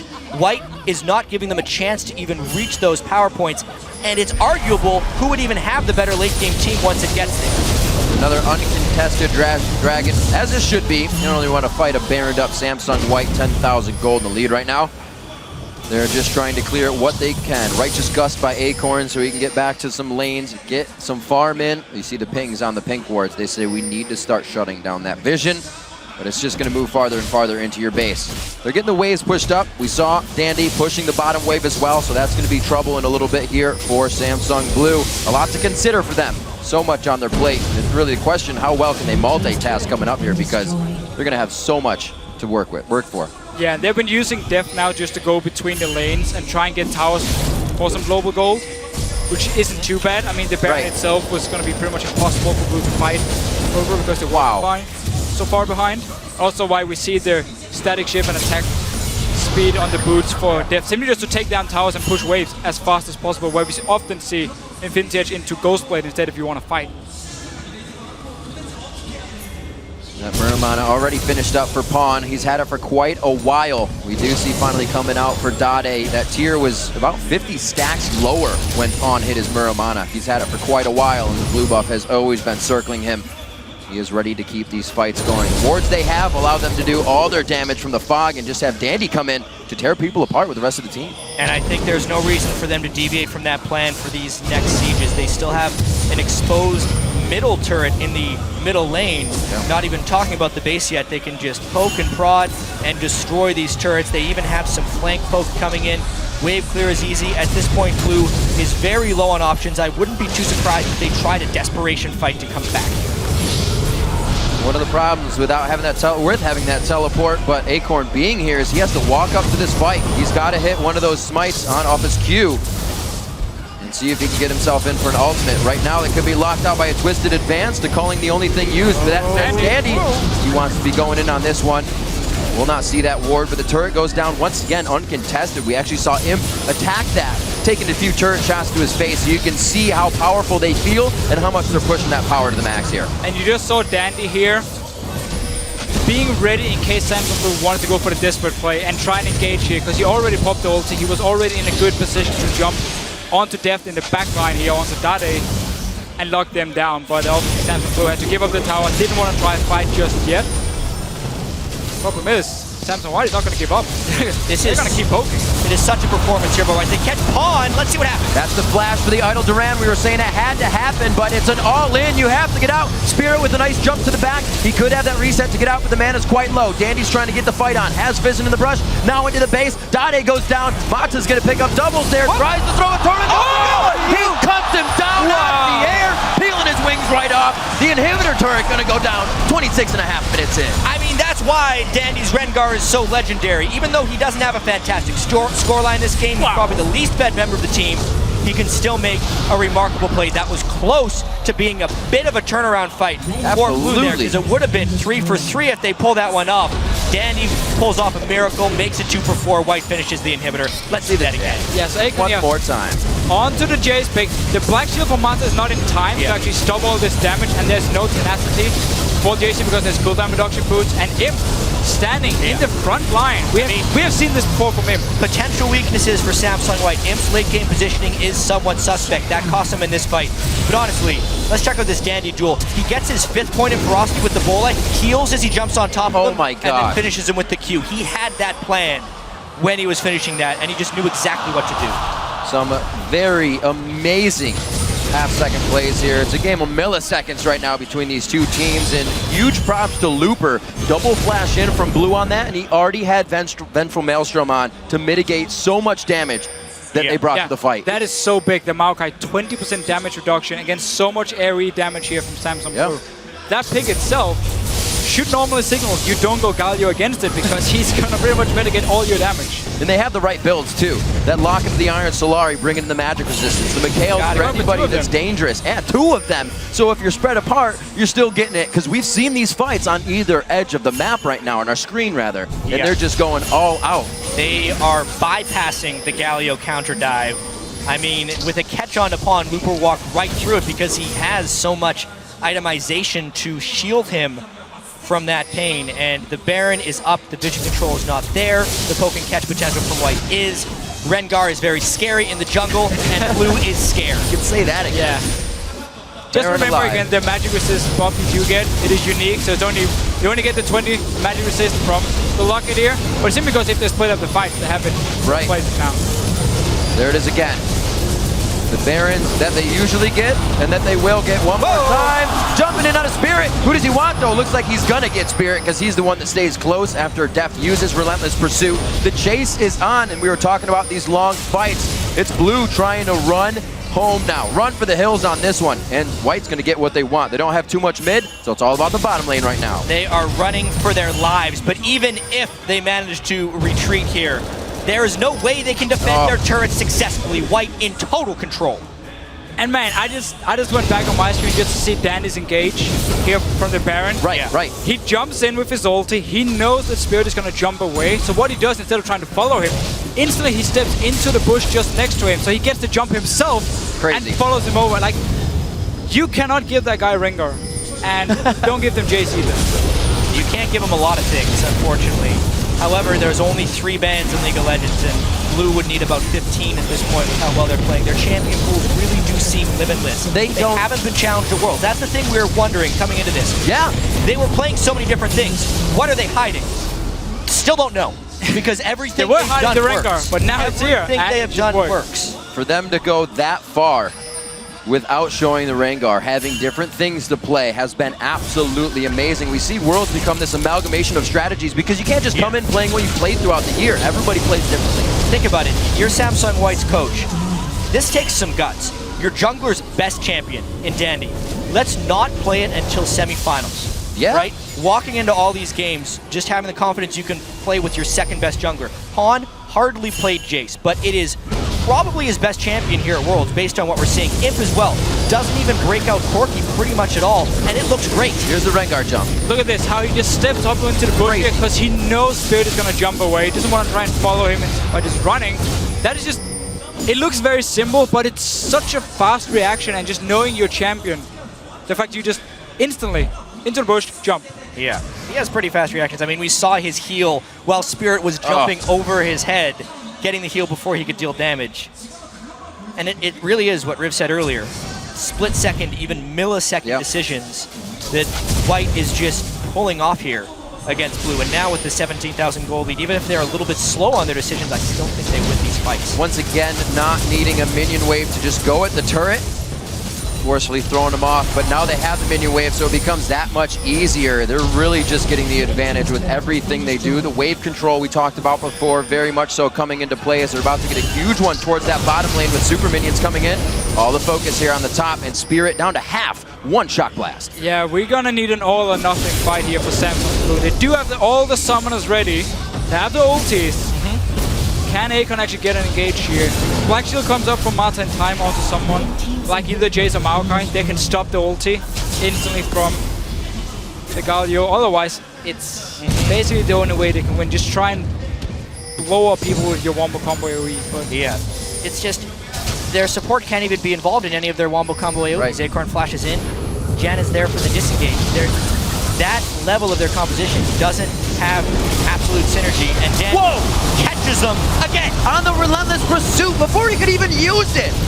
Dandy coming out with huge plays again. They're gonna run through the base one more time on this one. Just a few minutes extra from game one. 32.5 minutes. The Nexus will fall once again, and Samsung White takes it to game 3, 2-0.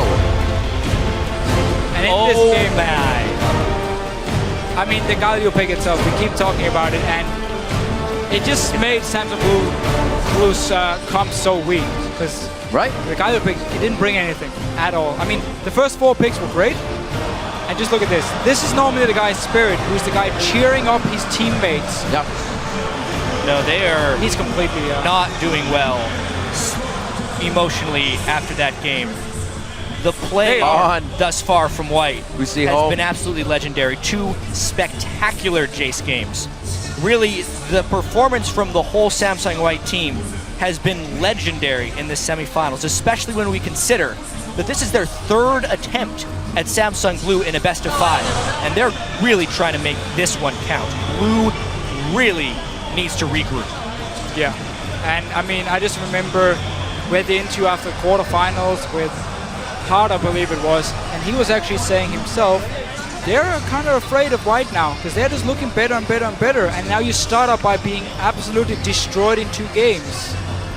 That is scary here, and it becomes so much harder now to kind of regain your focus and start believing in your own ability, because you're going to start doubting every single player and every single pick you have had so far by simply saying, it's not working, we have to change. Everything needs to change suddenly. I think first off, Blue probably came into this best of 5 feeling like big underdogs.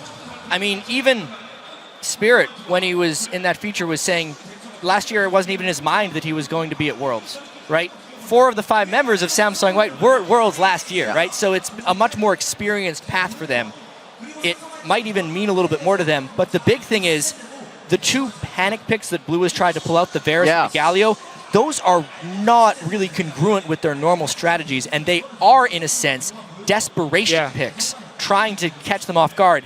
And against the best team in the world, or the best teams in the world, desperation picks so seldom work. Well, we're seeing that here. We talked a little bit about how these teams have not seen each other since Blue left for Taiwan, and it seems like that was the time that White found out how to open Pandora's box and just come out huge on this. Their story right now, 3rd time's a charm, and it looks like they might get it to work. We do have to say, however, the first 2 games between Team Solar Mid and Samsung White were extremely one-sided for White, and then the 3rd game seemed like they kind of stopped paying too much attention, at least in pick and ban phase. They had a very weak combo which TSM punished and won the game. It is not over yet for Samsung Blue. There's definitely still hope here. Yeah. Because in the past, Samsung White has been known as a team who can be a bit overconfident. Well, you can see why. Yeah, I mean, sure. White extremely hungry for these wins, a 27-minute game or 28, and then a 32. Right now, we're going to check in with our guys on the analyst desk for their thoughts on Samsung White's 2-0 start to the series. Thank you very much, gentlemen. I'm going to kick this one off by saying I think it is incredible. Samsung White have shown up. I want to talk about Deficio's points about Samsung White's mindset and some of the gloating that they've done in the past, but let's get through this game first. Pick some bans. Let's pull up this team comps double lift. You were excited, surprised, interested by the Galio pick. I actually really liked the Galio pick. In my opinion, it's really good versus Jace and Corki. They're both very pokey champions, and Galio does really well against poke with Bulwark. All they needed to do was not fight before they got their double rods, and that's exactly what they did. Well, So you want to go first? So coming in here with the Galio pick as well to go on that, I do agree that it's potentially a strong pick. You do have some decent poke in the mid game with Lucian, but the real problem here is you're dealing with a poke comp with Corki and Jace, and there's no form of engage on this team. So if you start to fall behind, you just get poked out. Galio will never ult, and that was the problem. Yeah, honestly, I'm actually of the complete opposite opinion of you guys. I think Galio sucks against poke comps because Bulwark works best when you heal multiple sources of damage. It's not like a shield, it is a heal per hit, and if you're only getting hit once, that heal's pretty crappy. He would have been great last game, facing a Yasuo, facing an Akali, facing these things that want to jump onto your face. Like, those are the kinds of champions that you want to suck in. When no one's in range of your pull, no one even cares. And even still, what I liked, and I talked about this in the last game, how Blue did not react well to Akali, and they didn't have pink wards, they weren't ready for the teleport. Samsung White was ready for Galio. They actually played the fights around Galio incredibly well, and that was what was actually even more impressive to me, was their kind of counterplay. Yeah, if you're going to have that Galio pick, the idea has to be to get that Rise AoE off and start getting the Kha'Zix resets rolling, but I totally agree with you. Without a form of primary engage, it just doesn't work here. Right. Let's talk a little bit more about some of the in-game decisions. The picks and bans, Samsung White definitely showing they seem to have an advantage. They feel like they have significantly more threats all the way down their line. Let's pull up the first replay. It's like 3-4 minutes in. Massive dragon fight. And Monte Cristo, talk me through the decision-making here from actually both squads, because it felt a bit odd. Well, I mean, standard lane swap, so the team on the bottom side, let's get this rolling, is going to go ahead and take that. We will see Pawn shoot that Shock Blast, has that Trinket Ward coming up, and Lucian, as Krepo's pointing out right now, is still in lane, so that's a little bit problematic. He needs to come up there, and the Dragon just straight up kills Acorn, and the residual damage from the earlier Q from Jace is going to pick him up that kill. Now that's just a good exhaust and a good engage coming in with the Q and then actually just getting the last hit. Spirit miscalculating a little bit right there. Now Def's going to come in, and Peter, you want something to... Yeah, Def totally just healed the wrong person. He actually could have totally saved Spirit right there, but he healed Heart instead. Yeah, and from this point on, just clean up. Now they end up with double bust, and this is coming off a point in the game where Dade had a level 1 tier. And what's so interesting about this matchup in the mid lane is in a tier versus tier matchup, whoever gets that tier first and gets that earlier power spike is going to have a big edge. But Dade was really unable to convert that advantage and all of the kills he got, all those early items, into a meaningful carry this game. And again, a lot of that was because he could never really get anywhere close to Samsung White to deal damage. And I think this is why Blue will have a really hard time coming back mentally from this game, because finally they got that early snowball, they almost got it running, and they made a couple mistakes on a crucial dragon fight they took way too early, in my opinion, executed it poorly. The dragon juggling was not there, the bad synergy. Spirit missed his smite, cost his team a dragon. That's a 2,000 gold swing almost, like, because 1,000 for each team in each direction. Yep. So that will add up really big, and that's why you saw him after the game. He was just mentally just broken, and I wonder, like, they will need more than just bouncing back from this to even come close to beating White. I wonder what's going to happen in the next game. Yeah, I think they're going to need to turn around a lot. And you talked about the game getting kind of thrown away in dragon fights. I think, in fact, that's our second replay here. It's a later game dragon fight. And this points out, one, Samsung White's really smart gameplay, and two, the Galio pick was actually fairly salvageable here. It was just a couple of misplays that actually kind of set them off. So first of all, before we start, notice that both Rengar and Corki from Samsung White are flanking around the bottom side of Dragon. They are never grouping up as 5 into a choke point against Galio, because that is how you die to Galio. Instead, they're going to flank. So let's roll the clip out and watch what happens, because Samsung Blue identifies this, and they will actually pull into the choke point together. They all come up together. Yes, okay, they have to leave Spirit alone, but he hits the smite this time around, and he's actually able to kite back into Acorn. He actually survives this entire encounter. Good moves by Dade. He actually pushes away Dandy. And at this point right here, a good Galio ult sucks the team in, and this fight starts out Dragon and a 2-for-1 in Samsung Blue's favor. Here's the misplay. Dade says, come in, let's fight Imp. Deft comes in, Dade chooses to fight. This makes Dade get caught. Deft gets caught as well. Spirit is still there trying to save someone else, so he gets caught as well. That team could have cut and run on a 2-for-1, maybe sacrificed one more champion, but won the fight anyway, because Galio is a good protector. But I do think when you're playing a Ghost Flash Rise and you have the Galio speed up and you recognize that you're getting pincered from both sides, the reaction to a common pincer is just attack one of the flanks, right? They're flanking you. If you move away from the right side flank and you go into targets on the left, you have double move speed boost and double like CCs to keep people in place. If Blue recognized that, I think they could have won that fight even harder. Even still, though, Dade did solo kill the Rengar and get away. So, like, for what it's worth, he still made that individual play work.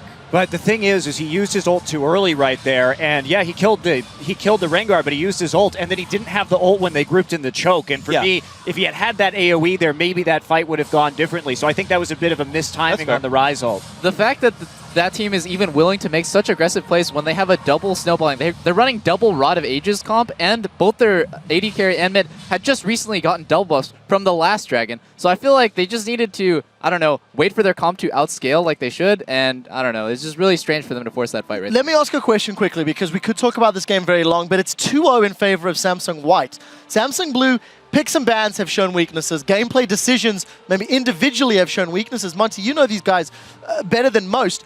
What does Samsung Blue need to change coming into Game 3 to put up a better fight and possibly pick up a win? I mean, it's hard to say because I feel like their pick and ban phase hasn't been very well thought through over the course of this series. They had a lot of options, but opted to kind of go with that last pick, Galio, even though they had that little bit of a flex pick and Ryze. Of course, we've talked about how Acorn isn't the biggest Ryze player, but it's still an option.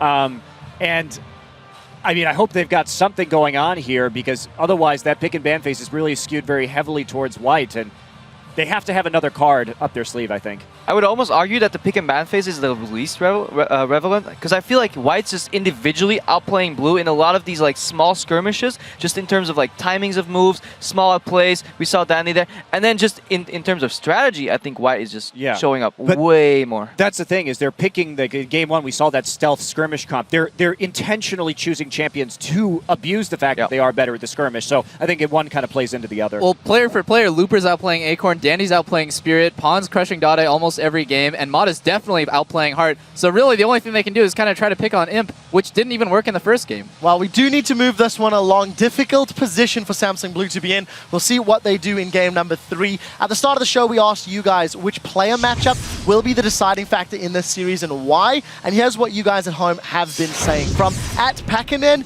he says, Imp versus Def, they have very contrasting personalities, and that clash is evident in their rivalry. It's definitely Imp that's had the upper hand so far. Next one, @Shiv Raj, he sent in, nothing can touch the story of the mid laners. Pawn and Dade, when comparing the role matchups, they're the most even. Not today, they're not. And next up from @KwamaLol tweets, gotta agree with Freak on this one. Dandy versus Spirit will decide the series. The early pressure is the key to winning, and Dandy on Rengar has been a monster. Guys, thank you for the responses. We can never have too many. Keep sharing them with us at LOL Esports with that hashtag Worlds. We're going to be coming back to Game 3 in a second, but before that, Samsung Whites are just one wrecked Nexus away from advancing to the finals, and when we come back, we'll see if they can close it out in Game 3. Guys, we'll be right back.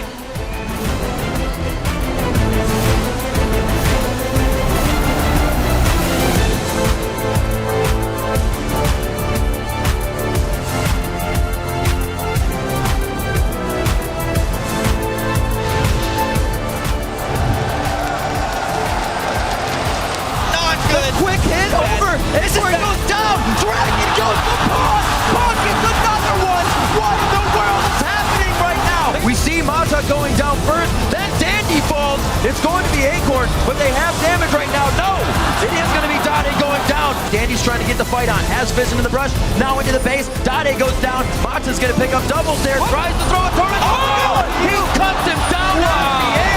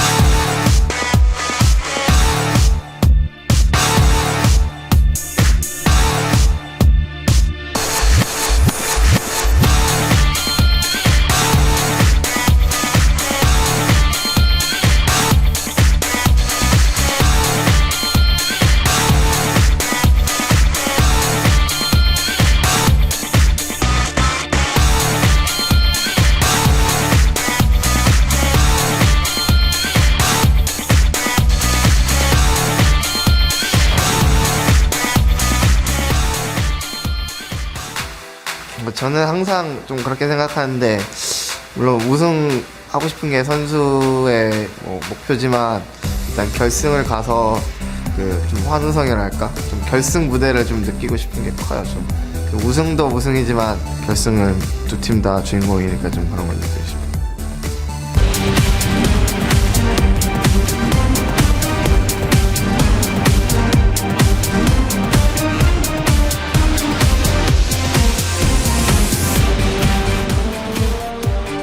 Blue is still talking on stage. The support of the League of Legends event here in Seoul, Korea. It's great to see the support all the way up the chain. This is game 3 of the semi-final series between Samsung White and Samsung Blue. So far, it's all been Samsung White. They're in the driver's seat. They're leading the series and looking like they're going to close it out 3-0. Monte Cristo, big question. Picks and bans. What do we expect? We've seen Galio, Akali, Varus. White's the only ones that pulled off the fun pick successfully. I really want to see Acorn on a tank this game. It is Tank really... Teemo. Yeah, Tank Teemo. Yes. That's what it's going to be. Mundo, if he can get his hands on Maokai, that would be great. When we talk about Samsung Blue, they are pretty defined in their roles as players. Primary initiation is usually done by Acorn. We have secondary initiation typically done by Heart on a champion like Nami. Returning to Nami or Thresh, if Thresh isn't banned, would be great for them. And then other than that, you put Dade on a playmaker. Maybe he pulls out the Ziggs again. You know, we haven't seen his Ziggs so far this tournament. It's really good. That may be the answer to slow down the game enough in order for Blue to reach that late game. And Monty, I do agree with you heavily. I think Mundo is the champion to see specifically because Samsung White are very obviously reacting to the game much better. Again, they played around the Galio well. We even saw Dandy change his item build based on the enemy team comp, something we don't see some players do at Worlds here, whereas Samsung on the other side had a really hard time fighting Akali. So yeah, a standard pick you know how to play with, something beefy, and just go from there. Well, we'll see how that works out. I want to talk about Imp and Def. Doublelift, you talked about them coming into the matchup. How are they performing? Who's impressed you? Who's disappointed you? You know, even though people will say Imp is a lot better, honestly, they perform pretty similar. You could argue that they perform roughly the same, and their playstyle is really shining through as roughly the same as well. It's really just a difference in support. In Game 1, Hart gave him absolutely no presence on Zilean. He actually missed a million ultis in that game as well. In this just recent game, he didn't really do anything either. He just died a ton on Janna and kept getting hit by Morph Binds. So really, you can't discredit Def. He's been playing well. His KDA is really good for getting absolutely stomped in these last 2 games. Yeah, of course, we'll have to see how they perform. Guys, we are going to send this one over to the caster desk to keep the games rolling. Thank you very much, Quick Shot. And just up to a few minutes ago, we saw Blue on stage with their coach. White has been seated for quite some time, and the change came from the head coach back when they switched Dade and Pawn. That was to shore up weaknesses. And while it did that for Blue, I think White came out with the astronomically scaling ability to keep going farther once they figured out what to do with that composition. Yeah, and I mean, that's just credit, obviously, to every single member. Absolutely. White. Like when they had Dade, they maybe had to playmaker too much. There is a lot of shot callers as well, like Dandy, Mata wanted to make the calls, and Dade wanted to do it. Yeah. Swapping him away was smart, and really let every single player on White now shine. Yeah. And Mata has been outperforming Hard big time as well. Doublelift just talked about it. I mean, the biggest thing I've seen in this series is just how much faster White has been playing, reacting, and doing pretty much everything. Even faster preparation in between games, because Blue took a while to sit down even. So Monte Cristo just talked about how he wants Akon to play a Maokai if he can get it like a tanky top laner. Problem is, Maokai's been banned now by Samsung White in every single game, and they had no reason to stop banning it, because again, on the side of Samsung Blue, they banned Zilean on blue side, they banned Alistar on blue side. 2 of the purple side bans, because they're so strong you should first pick them, opens up for Samsung White to ban whatever they want. They target Acorn. Once again, his Rumble is gone, and his Maokai, the main tank pick for him. It's really disappointing that Acorn hasn't put enough practice into Alistar to feel comfortable first picking it, because that is hurting their pick ban phase really heavily here. At least they react with the They might first pick Rengar. They might first pick the Rengar here, seeing as they leave it open, and it's been such a problem for them. Spirit does play it, just not on the level of Dandy.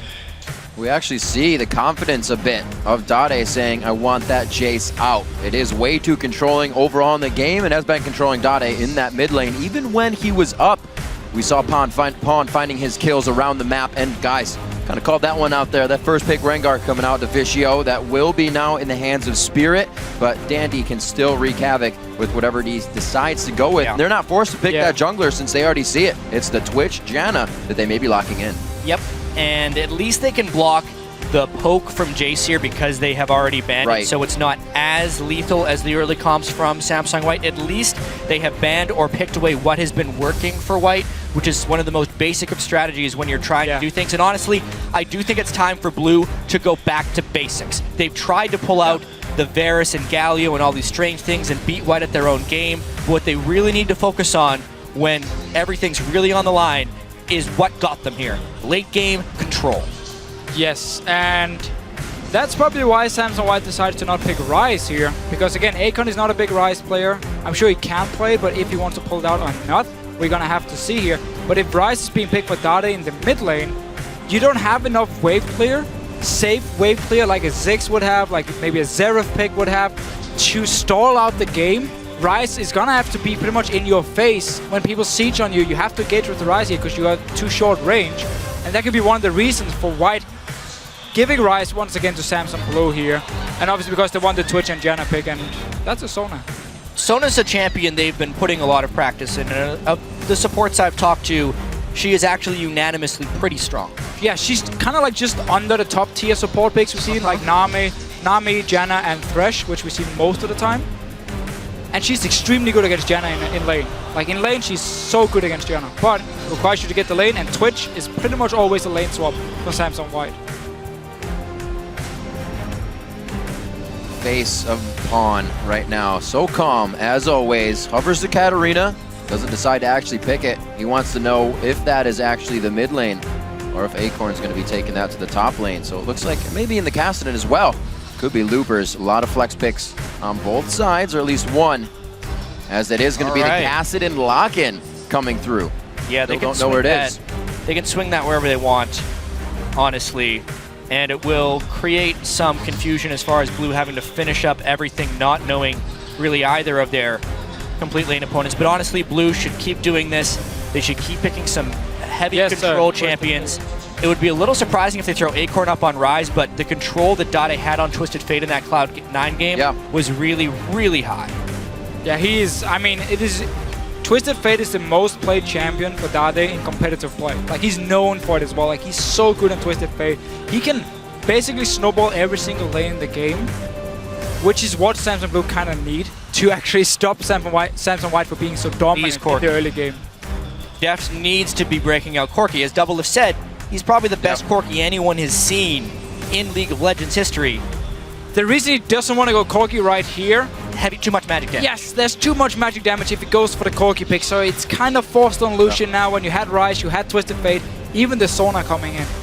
Well, we do see Dade picking up that TF. He can now get around the map. That's kind of telling us he wants to feed those lanes even more. Pawn grabs the Fizz. We've seen a lot of lackluster Fizz play here. Can Pawn change that around? If anyone's going to make it work, it's the guy who's been able to pick anything and succeed on it. We've seen his Katarina. Yeah. Now we get to see his Fizz, a double assassination comp, maybe just a full assassination comp if you count Twitch as an assassin here. For sure. White is going to try and play the same crazy, spread out, killing style. Explosive mid. But Blue has a bit more control this time. This game right here is going to be decided by Dade on Twisted Fate. Right. Because Twisted Fate against pick comps is so good because he's so good at reacting to the picks being set up here. And first of all, with his ulti, he can see how many members are about to join the fight. And then obviously he can react in time, help out whatever member is being jumped, and quickly turn it around in favor of Samsung Blue here. So as long as Dade can survive the laning phase against the Fizz, which shouldn't be a problem for him, there's kill potential for Fizz, but Twisted Fate can always sit back and farm. Then he should be able to actually somewhat control the game. Just one player. But well, let's see. Easier said than done, for sure. Exactly. The teams are loading into the game 3. It's just about to get underway, so head over to Twitter once again and vote for the team you think will win. Send hashtag SSBWin or SSWWin to @LOL Esports. Don't forget the hashtag. We're going to be reading those later, and hopefully a big level 6 coming out of Blue here so they can make an impact where they've been trying to in that mid game. Because if they fall once again, I think this could be a quite quick 3-0. That's the direction it's going, but we've seen 2-0 swap back the other way on numerous occasions. And if Blue can get their confidence back and wound the egos here of Samsung White, maybe they have a chance of coming back in this series, because when White starts rolling and playing with confidence, they look near unstoppable. Yeah, and the laning phase here, I mean, Rise is having a fairly easy lane against Kassadin in a one-on-one, so that's going to be an easy lane for Acorn to deal with. Bottom lane is heavily in favor of Samsung Blue, which means with the Twitch pick, there's a very high chance we see the lane swap from Samsung White, like we've seen actually in every single game so far with the lane swaps. Yeah, and I fear for Dade's laning phase against Pon's Fizz.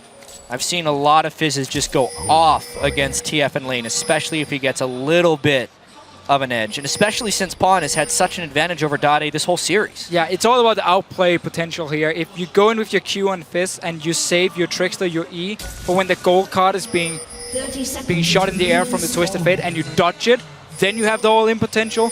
There is Ghost Flash though, like we often see from Dade when he can. And that Ghost can be very important if Pon wants to try like a max range ulti to try and hit him with it. I'm sure there's going to be a lot of ultis used quite fast in this one. We've seen 3-minute dragon fights and even earlier skirmishes in the jungle. Samsung White did not come out good on the end of that second game skirmish, losing one, but still coming out on top in the game. A very hard force to stop, and right now putting everything on the plate. It's like they're coming into these with a roll of quarters in their fist for every fight here, and Blue's got to find a way to stop it. Look at that early game positioning. It's like they're actually predicting that White is camping on their blue and they're trying for a late counter invade, but it's not there. It's completely missed, and they will get spotted here by an outside ward. But they should be able to get the 2v2 lane here. Samsung White can still send Twitch down in the bottom side and just fast push the lane. Now they do see Deft and Hard in the top side, and that's actually what they do. So in the current meta, you can pretty much guarantee a lane swap, because you don't have to freeze the lane anymore necessarily. You can fast push it, have your members be on the bottom side of the map in this case, and still deny the enemy top laner all the farm. So that, therefore Samsung White, because they were around the mid lane, can just send Twitch down bottom side now. It's dangerous for Blue. They haven't been able to pull off this lane swap. They weren't able to match the lane swap, and they're going for a fast push because they want this lane swap to last the shortest possible amount of time. They're going to get 3 buffed. Yep. Mata was already at the red buff here. They're running in. Probably. We might see an early fight here. We may just see an early fight. It depends if Imp decides to feint over there or if Pon beats TF to the punch. Well, the ward wars have definitely already gone down on this one. Red buff in the brush. Wow. The Hurricane. Wow. What a great Janet Tornado. Right Howling there. Gale, Hurricane, Tornado. Call it whatever you want. The point is, you knock up the Rengar, he cannot get the smite steal. They might have seen Imp go invisible on that one. Definitely the ping's going down, but look at this. 3 to the bot lane. They have so much vision right now of what's going on the side of Blue, and they're going to be sharing a bit more experience than they want to here. Let's see how they work this one out. It's going to be Mata and Imp soaking this one up, already pushed up to the turret. And because so many members from Samsung Blue already showed on the bottom side, it means Looper can now teleport top lane once the wave actually hits the tower and get solo experience where Akon has to share with Heart down his bottom side. Let's see if he decides to do it. He's going back to base now. Instant teleport top lane. I really feel like Blue is completely beaten out early on in the game here, and Acorn actually gets hit again. That's going to be some big damage. The exhaust to stay in range. Oh my gosh, they actually pull off the kill as well. You can see the crowd is even stunned on that one. What a burst of damage right there. Yeah, there was the exhaust here, and there was no armor runes on Acorn because he obviously was against a Kassadin in lane against double AP, so there was no armor runes either.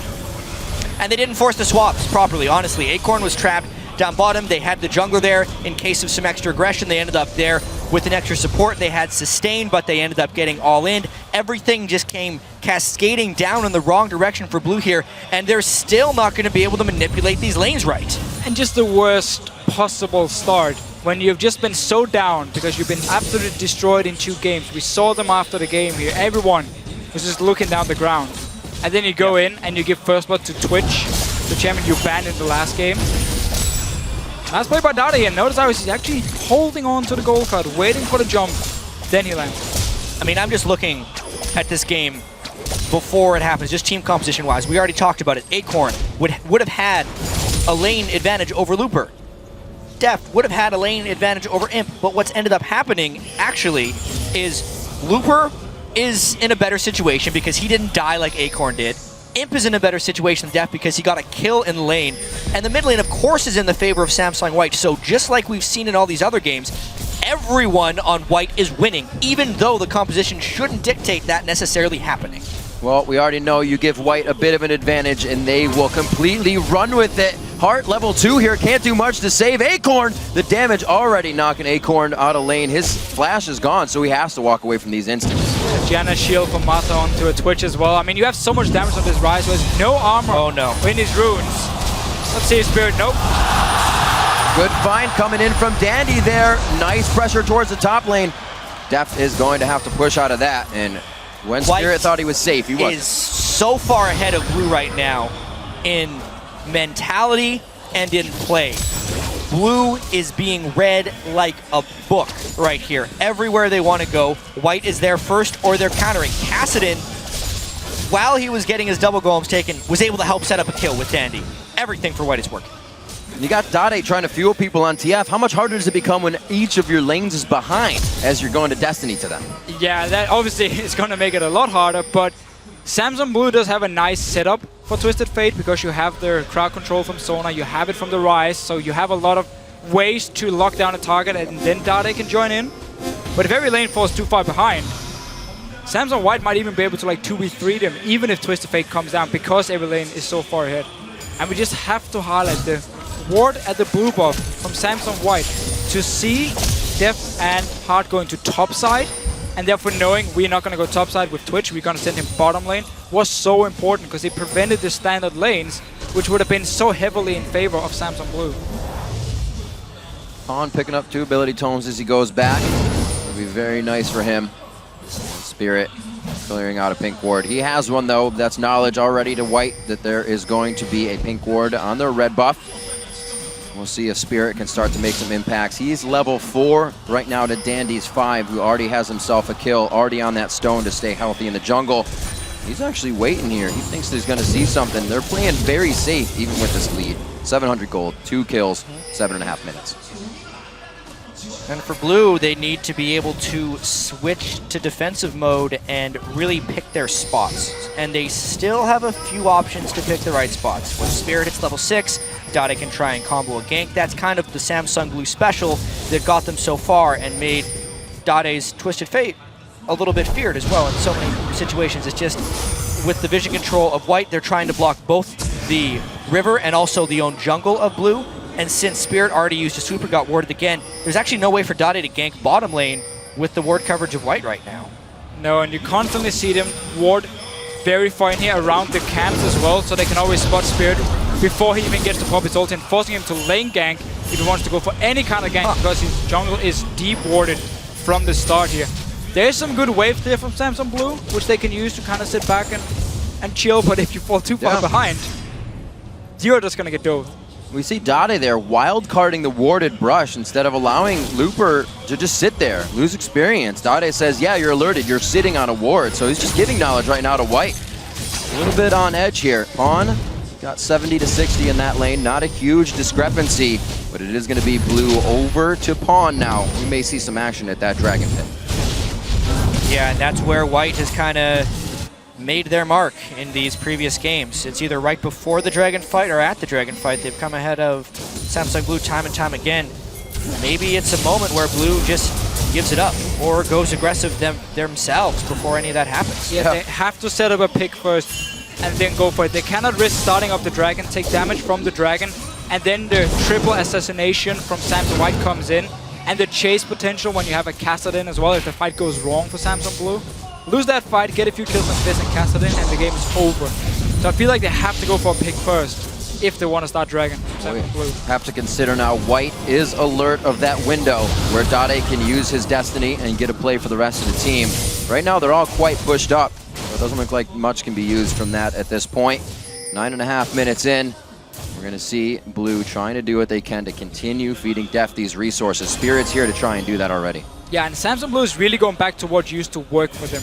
A lot of defensive pink wards as well. Look at the 3 pink wards they have here. Dade is actually standing on one of them, simply to make sure you can use the Twisted Fate. Here's the ulti coming in. Doesn't matter if the lane is pushed. It's going to be a big hit, and they are going to take down Imp. They are going to drop Mata. Looper comes down very late on this one, but safety to get himself out of that one. And Blue tries to make the first move here as they go 6, and they go hard. For pretty much the first time this series, Blue makes a move that can't be countered by Samsung White. That's the magic of the Twisted Fate plus Rengar. They appear on top of the turret. White is not safe, and now they push for more. 5-minute Dragon against 3 of Samsung White. Exactly what we talked about here. Samsung Blue had to set They up want the to pick steal. first. They want to steal. Let's see what they can do. Oh! The Prince of Thieves comes up once again, kicks away, almost to safety. That's a kill going over to Spirit, but Looper's finalized himself 1, 2, possibly 3 with one more rift. Now he's just going to get the triple kill off an easy Q. It does not look good right now for Acorn. He's going to be falling from the tree. Possible quadra kill. Pawn's going to pick one up for himself. Beautiful job at Dragon. And once again, Blue reaches a little bit too far. The Dragon Seal was just the icing on the cake because when White collapsed on that Dragon Pit, there was no hope for Blue. They burned everything during their initial turret dive, and they had nothing left when the fight happened. Let's just rewind a little bit. We're just going to see the fight again. This is 3 members from Samsung White. Dandy gets the steal. We've seen it so many times back in OGN as well. And then the Castellan here can just start cleaning up kills. Dade goes down first, flash in with the E, and meanwhile, Mata rejoins, and now the Castellan chase just starts.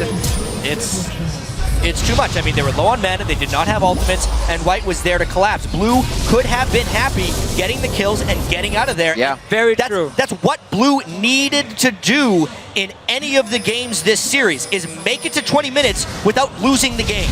But you also have to look at it from Samsung Blue's point of view. Everything has gone wrong for 2 games in a row. The whole idea was we pink ward our own jungle, so Twisted Fate and Rengar can get in for the gank. We get the kills, we take the dragon, we go back to laning phase, and we relax. We get into late game here, we slow down the game. That was the whole idea. The problem was, as we also mentioned, as soon as this dragon fight goes wrong, a lot goes wrong. A lot goes wrong because Cassidy and Fizz, they get the kills. Dade is like, I have to snowball now, and he buys a Soul Stealer. And every time we see Blue come into these games, they want to skirmish. They don't bring the exhaust. Mata and Dandy calling the battle orders, doing so well, and Mata brings the exhaust out to shut anybody that it's there going to make an impact. Yeah, the fallout from that dragon fight is still echoing here. I mean, Looper finishes his Rod of Ages at 12 minutes. Wow. Dade probably at that moment just says he has no way of winning this game unless he gets a bunch of kills by himself. But the problem is, the team is not set up to help him there, and White can do whatever they want. Blue is completely out of sorts now. Surgically removing Blue from the map at this point. White will grab a turret off of this if they even choose to.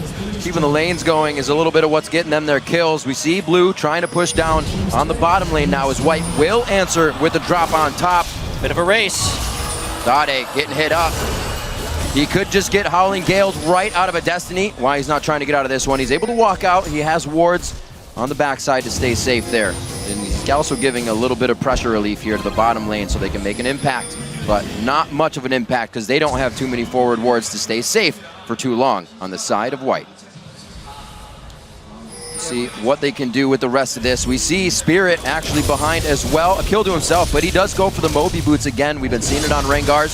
Still trying to make plays, and making plays indeed. That's the pop-up. Here comes the Expunge, locks it down, and the poison, along with all the damage, enough to take Dade down. He just got back from base. Yeah, but when you lose your mid tower so early, it simply opens up for the other team to get in, place a few deep wards. We can see it from Samsung White here on the minimap in the jungle of Samsung Blue, and then just start setting up these picks. You're never safe anymore because they can see pretty much the entire map. And if you find a Twisted Fate standing in mid lane alone, you go for the kill. Yeah, and White's just going to keep going here. They're walking right over wards, and Blue has to give up position because we know how strong Dandy and the rest of White is right now. I just see Blue being in total desperation mode right now and not having the items to fight. But here they go. The Destiny goes, so Vision is everywhere they need it to. Spirit so low, Heart just as low in a matter of seconds. A double kill coming in for Pawn. It doesn't matter what he's on. The team's ready and willing to continue the kills. There we get another one going over to Dandy, and the obliteration begins once again now. We're only 15 minutes in, It's a 7,000, well 6,000 gold lead as they hit 20K. Yeah. And you can see Spirit He looks just dejected at this point. completely defeated. They looked a little bit defeated before the game, and they had that glimmer of hope when they pulled off the Twisted Fate Rengar gank, but they only get pretty much one positive play in this entirety of the semifinal series, and this was just a poor decision from the start. Yeah, they go in. I mean, Rise is not there, so it's actually a 4v4, but they're already so far behind. Instantly, 2 members goes down. Tricks are coming in, hitting both of them, and just once again, watching drop low. Kassadin and Elise is never gonna let you get away, so they can just keep chasing these kills. And this has to be one of the most one-sided series I have seen. Which is remarkable, because Blue has so consistently controlled Samsung White in best of 5 series. 2 seasons of champions in a row, they defeat them in the semifinal. And what the ultimate revenge for Samsung White, to destroy them probably 3-0 at Worlds. It has to feel amazing for them right now, but honestly, pretty devastating for Blue as well. We say these teams aren't sister teams, but it's like Blue is trying to replicate the battle strategies of White. That mid game was not what they played throughout the season, and it seems to really be hurting them as that's been their focus in 3 straight games. Yeah, they're just getting completely outplayed, and I think for me, we have talked about it before, the pick and ban phase. Now wow! Nobody's safe. The pick and ban phase, the last 2 times these teams faced each other, has actually been in favor of Samsung Blue. They're normally very fast at adapting to like new picks. Absolutely. Summer semifinal, it was a Maokai pick for Akon, which was a huge deal. Samsung White had to ban it like in every single game after losing to it. But now we've been on the same patch for such a long time, doing Worlds, and it just seems like Samsung White has the edge in Champ Select. Samsung Blue no longer has that advantage. White has every edge. They can ban whatever they want. They can play whatever they want. Obviously, I mean, they played so many different strategies. Pawn's champion pool is like an ocean at this point. I haven't seen him bad on any single champion, which is crazy because when he kind of first switched over to White, he was this defensive Orianna Ziggs player that all the time. Obviously, he had a few standout moments where he'd get the solo kills, but everyone saw him as this defensive player. Now I look at this player, and he is just this remarkably ambitious, versatile, agile player that can do anything the team requires. And that is really the funny thing, because before he joined the Samsung team, he was known as a Fizz main, like a Fizz god actually. When he was playing on like amateur teams, and then he joined, got on the Samsung Blue lineup here, in this case after the swap as well, and it was kind of like, okay, you're gonna play utility-based mid laners. But he's always been an assassin player, and now he's really getting to play during Worlds, and he's just shining on it. Absolutely back on point. Now giving Spirit a little bit of hell in his own jungle. We can see that Hart really can't even reply to this. Gets him right out. Not even going to help that Spirit tries to throw on the ulti. Not enough time there, and they have Hart on the run as well. Looper's just drawing in more of a fight here. They have a full team of White coming behind them. Hart's just running, trying to get out. He's not going to solidify that kill onto Looper. He's way too tanky with the Rod of Ages already charged up. And that's one thing that Blue is as well, is trying to charge up a lot of items that they're not going to have time to charge up now. You know, we saw the first and the second game, and White was basically getting 1 kill per minute. The fact that they've been able to keep this up for every single game of this series. Crazy. It is so crazy how good they are in this matchup, how well they've prepared, and the domination that they have shown in this. I mean, for all the build-up, all the 3-2 White, 3-2 Blue, this series could go either way. White is just rewriting the book of this matchup between these two teams. And just look at how they changed their picks. Assassin's mid lane. Even Looper is playing like Assassin champions with their Carly in game 1, with the Kassadin in this game here. He normally plays like the utility tank top laners. So Samsung White beforehand. This is ugly. I mean, yeah, they're just going to keep killing us left and right. 2v1 right now. Doing what he wants. Dandy going where he pleases. The cripple hits. He's going to have the connection. The Howling Gale will pop him up. There's the Zephyr, the exhaust, and Pawn just plops right down for another kill. One of the biggest stomps of all of Worlds. Yeah. And that's pretty much counting group stage. The gold lead at the end of game 1 was the largest gold lead in all of Worlds. If we were to track through the history of League of Legends at best of 5s, the accumulated kill death score and the total gold lead of that series, I doubt you'd find one worse than this one. Absolutely. And it's in the semifinals of Worlds. It is miraculous what White is doing right now. And it's crazy how it got almost earlier and earlier each game. Now 19 minutes for the inhibitor. It only took them a few more minutes than the first game to close out number 2, but it looks like they're going for some bit of a record here in a best of 3 series, not wanting to go 5 games. We still see Def trying to push. Spirit getting caught out once again. You're up, you're down. There's almost no time to have on the Rift right now for Blue as they are just getting taken out every time they are on top of a ward or scene. Still damage from Looper, or rather Def. He's not going to get these kills just to hop away from Looper, and he's still drawing the attention. Oh, here comes Pawn. Here comes Pawn indeed. There's the damage. He's going to be able to lock this one down. Relentless Pursuit was already used. The catch-up is there. Heart goes down on the other side of the map as well, and things are getting a little out of hand at this point. 23-3, 20 minutes in with an 11,000 gold lead. This is one of those games where Blue knows it's the last game before they're eliminated from Worlds, so they don't want to give up, and everyone is trying to make a play, but it is just leading to disaster right now. I feel so bad for Dade. I mean, Worlds last year, it looked so good going into Worlds. Disappointing performance by everyone, by himself. Now, once again, they looked extremely good coming in. They were the #1 seed from Korea. He got MVP in the spring when they won the whole thing, got to the final again. Step up. And now, they're at Worlds, and they're just getting completely destroyed. That guy is not meant to win Worlds. I mean, they're losing to a team that is playing so remarkably well in pretty much every single position. I mean, we talk about the way that Samsung White generally operates. It's Dandy and Mata placing the wards and making the plays with two defensive solo laners, generally speaking. Yes. But they have been unleashed in this semi-final. Pawn and Looper are just doing stuff on their own, and this team is an unstoppable force right now. And that is exactly why Samsung White in the past haven't been able to close the games fast enough against Samsung Blue, because they had the more passive solo laners at that time. But now when you just give them these assassin picks and you get this lead early on, which we have seen them have before against Samsung Blue, they can just completely snowball out of control and give Blue no chance. Snowball out of control indeed. It's rolling down the hill quite fast. Fish goes out. Acorn gets chomped on that one. And it looks like Dade will also fall. Spirits in the eyes of Pawn right now, missing the bola. But it looks like it's not going to matter. We see Heart going down the other side of the map. It's going to be another clean ace if they catch up to Spirit. They have all the time in the world to work on these inhibitor turrets. Actually, on the Nexus turrets right now. This might be it right now. With game we saw they might them be going to the finals right now. Huge, 28-3, 22 minutes in. Are they really going to knock it down right now? The quickest in this best-of-5 series, and they do not hesitate to drop the Nexus. It's only going to take 3. Samsung White finally defeats Samsung Blue. And in such a remarkable fashion.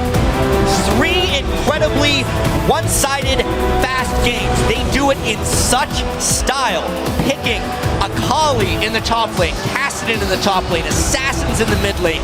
Really, anything they felt like playing is what it felt like.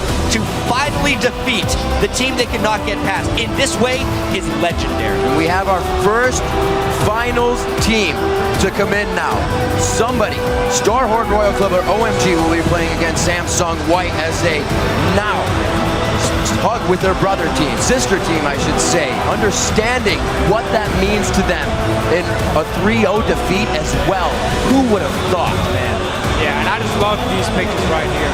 Both teams kind of like Deft is obviously completely devastated. They say that they are enemies in game, but brothers outside of it, and you can really see this here. White, the team that deals Blue a crippling victory, and also the team that tries to console them afterwards, right? You can see the relationship that these guys have together, but in game, you know the gloves are off. Very much so. For sure. Business is business mentality coming in for them.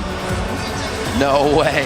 Pawn gets the General's jacket. Wow. And Dade, even with a smile on his face. That is a big moment. That is a jacket Dade never takes off. No, he does not. That's him paying respect here for what just happened. Amazing amounts of respect. Dade wore that when we were in Taiwan, in Singapore, where it was extremely hot, never took it off. That was his mentality because he knows how much power just that jacket itself held in the vision of the community, in the vision of what everybody saw.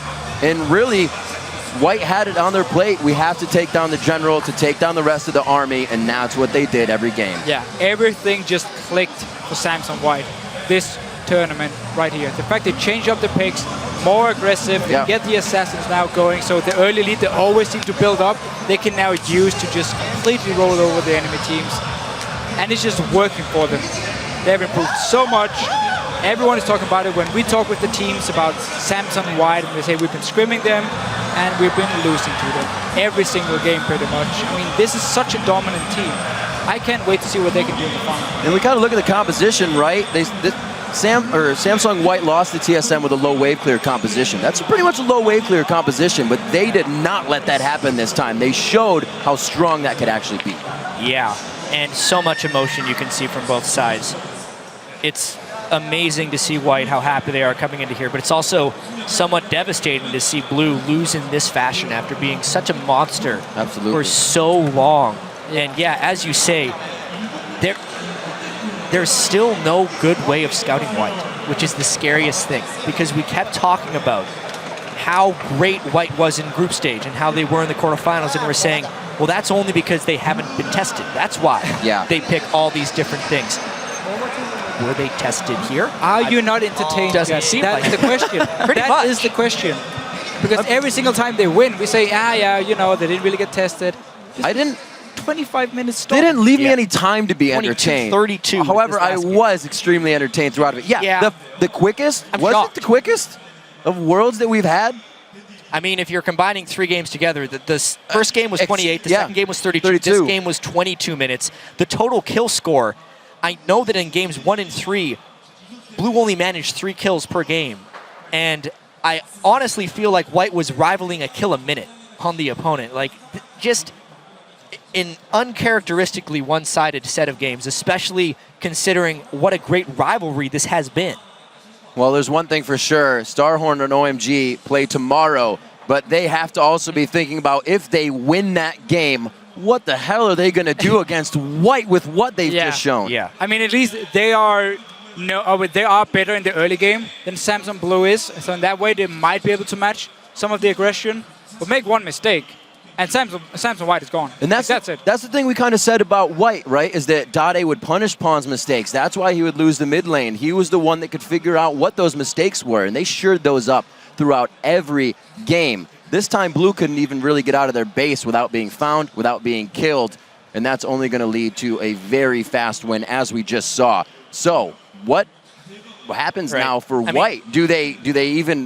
How do they practice again? They have everything they need to go to finals with. And White's weaknesses, if they exist, are still kind of the same. If they get to late game, can they control a team that challenges them? But we don't know that until they get challenged. At this point, it's still Dandy and Mata, but it's an everyone show because everyone shined here. Absolutely crazy stuff. A 3-0 as Samsung White becomes your first team to head to the finals to either face Starhorn Royal Club or OMG. Right now, we're going to send it over to Shox, who is on stage for a word with one of our winners.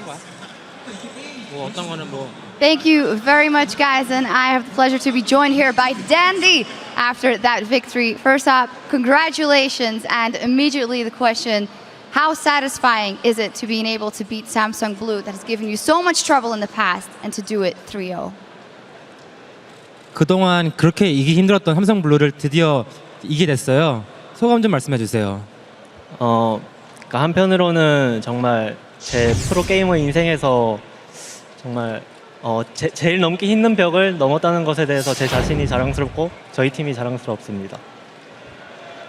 I think Samsung Blue was the biggest mountain obstacle during my professional gamer life, and I'm really glad we were able to overcome that mountain, and I'm really proud of my teammates. Tell me a little more about how you were able to bring them down, and especially about those aggressive picks you decided to go for. It seemed like you guys knew something that we didn't. 그 경기 내내 이제 모든 픽들이 다 되게 공격적이고 이제 되게 공격적이었는데요. 그 삼성블루 어떻게 이기게 되었는지 좀 설명 좀 해주세요. 저희가 원래는 이제 스크림에서는 되게 공격적으로 하는데 대회에서는 좀 수비적으로 움츠러들어서 하는 플레이가 많았거든요. 근데 이제 저희 코치 형이 그걸 지적해주면서 대회에서도 그냥 너희 하고 싶은 대로 해봐라. 그래서 이제 저희 스크림에서랑 비슷하게 공격적으로 하니까 저희가 아마 쉽게 이겼던 게 아닌가 싶어요.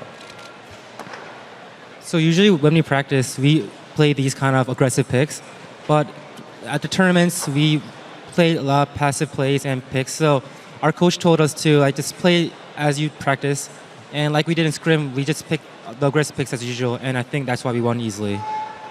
even though you guys did win this game and you guys are big rivals, we saw here at the end on stage, you guys were giving each other big hugs. Tell us about the friendship between those teams despite how you beat them here. 경기 끝난 후에 삼성 블루팀과 이제 따뜻하게 포옹을 나눈 장면이 나왔었는데 경쟁자임에도 불구하고 이렇게 그 형제팀으로서 친구에 대해서 좀 얘기 좀 나눠주세요. 저희가 이제 형제팀이 모두가 다 서로 친하거든요. 근데 이제 롤드컵 결승이 아니라 4강이란 무대에서 한 팀은 이제 떨어져야 된다는 게 너무 그냥 좀 미안했던 것 같아요. 네. As a sister team, we're really close with Samsung Blue, and I think it's just really sad that one team has to lose at this stage at the World Championship. Well, you guys did make it going on to the final. Do you have any preference of who you want to play there, OMG or Starhorn Royal Club? 결승전 대진으로서 그럼 OMG 팀과 로열 클럽 팀 중에서 붙고 싶은 팀은 있으신가요? 저는 이제 인색이랑 제로님이 계시는 로얄보다는 OMG 팀과 붙고 싶은데 한 번도 만나본 적이 없으니까 그냥 OMG랑 붙어보고 싶어요. Rather than playing Royal Club, who has Insec and Zero, I want to play against OMG. We never played against them in the past, so yeah, I'll pick OMG. What would it mean to you to being able to win that world final after the incredible road you've been through, getting knocked out early last year and dominating here this year? 작년 이제 롤드컵 실패 이후로 이제 지금 이 순간까지 되게 많은 일들이 있었는데 이번 결승전 때 우승을 한다면 댄디 선수한테는 어떤 의미가 있을까요? 저희는 저번 롤드컵에서 안 좋은 모습을 보여줬던 멤버가 4명이 그대로 이번 연도에도 왔잖아요. 그래서 아마 롤드컵을 이긴다면 뭔가 저희의 부족한 점을 채우고 그거를 보완했기 때문에 아마 엄청 보람 있는 그런 대회가 될 것 같아요. When we had a failure at last year at Worlds, the 4 players, except for Dade, we're still in the same team, and if we win this tournament, I think it would mean that we fixed all our faults and our mistakes, and we overcame those kind of our bad habits. So I think it would mean a lot to us. Well, finally, is there anything you want to say to all these people here that have been watching your games and all the people watching at home, Dandy? 마지막으로 지금 현장에 와주신 팬들이나 이제 TV로 봐주신 팬들한테 한마디 해주세요. 저희를 응원해 주시는 팬분들께 너무 항상 감사하다고 말씀드리고 이제 결승에서 저희 홈그라운드가 한국이기 때문에 저희가 우승할 수 있도록 꼭 노력하겠습니다. I want to say thanks to all the fans who are cheering for us. And at the finals, since we're at Korea and it's our home ground, we'll try our best to win the World Championship. Well, congratulations once again. We'll see you in the finals, Danny. And as for us, we're going to go over to the guys at the desk. Thank you very much, Sharks. We have our first contender for the 2014 World Championship. It is Samsung White. Holy crap, did they deliver in that series. Wow. We've got a replay lined up that I think really summarizes the entirety of this series from very early on in Game 3. Let's get this up onto your screen very quickly. We don't want to go too micro, too granular, but let's roll the clip out and maybe Crepo, talk us through the initial double kill for Blue. Yeah, I mean, this is the first spark of hope we've seen from Blue in the series. It's like this play is it's uncounterable. You would even argue that White should not even get Looper involved, but I think what comes next shows exactly why Looper was needed there. Yeah, and if we come around here, now this is Samsung Blue now moving towards the Dragon, but this is the mistake because they do fight this Dragon quite poorly, and I'll talk about it in a second, so... Yeah, Sona's just only level 5 right now. It's so risky to do a Dragon fight, and if you look at the series, this is not the first time. Right, and of course there's a reason why we call Dandy the Prince of Thieves, and that's it right there. Comes in for a pretty easy steal even through the gold card stun. And look at that flash from Acorn. He isolates his team. He's actually the tankiest guy on this roster. He'd love if Fizz fought him, but gets 0 damage as his team gets mopped up. Yeah, Acorn was really the problem there. I think if he had stuck in the fight that they would have been able to actually at least survive alive. And this is the point when I just knew Spirit is completely out of the game. I'm not going to expect him to play well for whatever rest of the series there is because he got Dragon stolen from him by Jace previous, and then now it's just too crushed. Yeah, and I think the takeaway here, which is very interesting to me, is we've seen similar compositions. Samsung White lost to TSM with a similar comp. Alliance lost to Kaboom with a similar comp. Very low wave clear. The only way they win this game is by winning a skirmish that is forced to Dragon because they don't have great engage, they don't have wave clear, and so they found probably Blue found like one of the few ways they could have lost. If they had gotten that dragon, it would have changed a lot. Yeah, and speaking of skirmishing, I actually want to point out Looper. I thought beginning of the series, it's Dandy versus Spirit. I think the make-or-break matchup here was definitely Looper versus Acorn. Acorn got absolutely destroyed. Looper brought out a bunch of new champions. Looper had a 52 KDA in this series, 19-1 and 33. He was ridiculous, and he's going to be fun to watch in the finals. So let's take a step back and talk about the team holistically and the performance. I want to highlight the mid lane matchup of Pawn and Dade right at the end of the game there. You know, Pawn completely shone this series. He destroyed Dade multiple times, and Pawn really impressed. The thing that stands out for me is Dade, of course, was replaced in Samsung Blue. At the end of the series, an incredible show of sportsmanship. He actually hands his jacket to Pawn. This is something that I personally found very meaningful because Dade, he wears that jacket all the time. There's a bit of a history that he never gets rid of it. Yeah, in interviews, he said, in Champions, in post-match interviews, that, I mean, he said some weird stuff, like that it's like imbued with the power of his sweat and things like that, but he has a very strong emotional attachment to this jacket. He constantly references it. For the player to give the jacket to his teammate who took his position, you know, I respect that a lot. But Samsung White completely outclassed every single one of their opponents this series. Yeah, for me, the MVP, I guess everyone has their own MVP, but for me, it's Pawn. I think he's the mini Faker of this Worlds, honestly. I always rank players by versatility in champion pool, consistency, and mechanics. This guy's got all three. He's got it locked down. He's better than pretty much every mid laner in the world right now. Honestly, what impressed me the most is that like League of Legends is a team game, right? So to come close to perfection, you need to work well as a team aside from all those mechanics and individual play. And Samsung White is the closest thing I think we've seen League play to perfection, barring maybe SKTT1 last year in some of the games, but they're just playing so beautifully, so on point. And yeah, they're forcing the enemies constantly to make these uncharacteristic mistakes. I mean, Blue is generally really a good strategic team, but their strategy just fell through the entire series, and that's just because White is putting on so much pressure. Yeah, I have to absolutely agree. I mean, there's the interesting champion selects. Again, the Singe top, the Akali top, that was great. But also, just the fact that we even saw, like in the first game replay, Mata already roaming down the pre-orchestrated ganks. These guys are playing the game at the very least 20 seconds ahead, but they're probably planning the moves even farther. But you can see it consistently in their gameplay. Everyone's on the same page. They all got the same goal, and they execute cleanly when that happens. So I've got a question for Monty just for a roll on. Do these guys have a weakness? It feels like, I hate this reference, I'm going to use it, I hate this weakness. But it feels like every single member of their roles is the faker of their role. I hate saying that, but... No, I mean, of course, the good teamwork is covering up a lot of the flaws, but I think what's so interesting is, you know, Freak and I had talked about in the previous show a little bit, was the pick and ban phase going to be their weakness? Was this like kind of intentional sandbagging or a little bit of cockiness, or was this actually just them making bad pick and ban?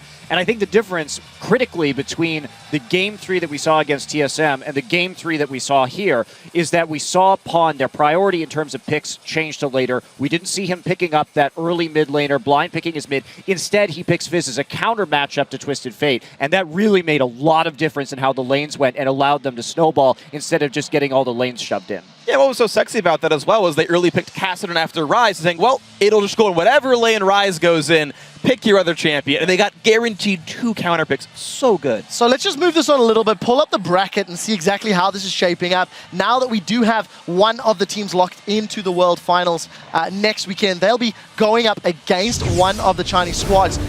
Samsung White 3-0 against Samsung Blue. Tomorrow we will be seeing where the Starhorn Royal Club or OMG will advance to the World Finals. I have a question for both Doublelift and Crepo. What do the Chinese squads do after seeing that? Well, first of all, they'll need replay analysis, and after like some intensive stat tracking, I found that the only loss Samsung White has suffered has been against TSM. So I would really look at that game carefully. I can't do this anymore. I can't take this analyst stuff seriously anymore. They just need a lot of luck here because I think I think both of them are outclassed. Let's get a legit answer. What does OMG or Royal Club have to do to win tomorrow? For me, it's like delaying your execution. If they win tomorrow, it's like, all right, we're gonna survive for another week, boys. But it's like you're just dead. I don't know. It's so hard. I think the best, like the only avenue they have is if Uzi just hard carries against Imp, who for me is the weakest link, but you can't even really call him a weak link because he's still really, really good. Yeah, I think that's the only area where they can actually be exploited if they punish them bot lane in the laning phase, but even then I just don't see it.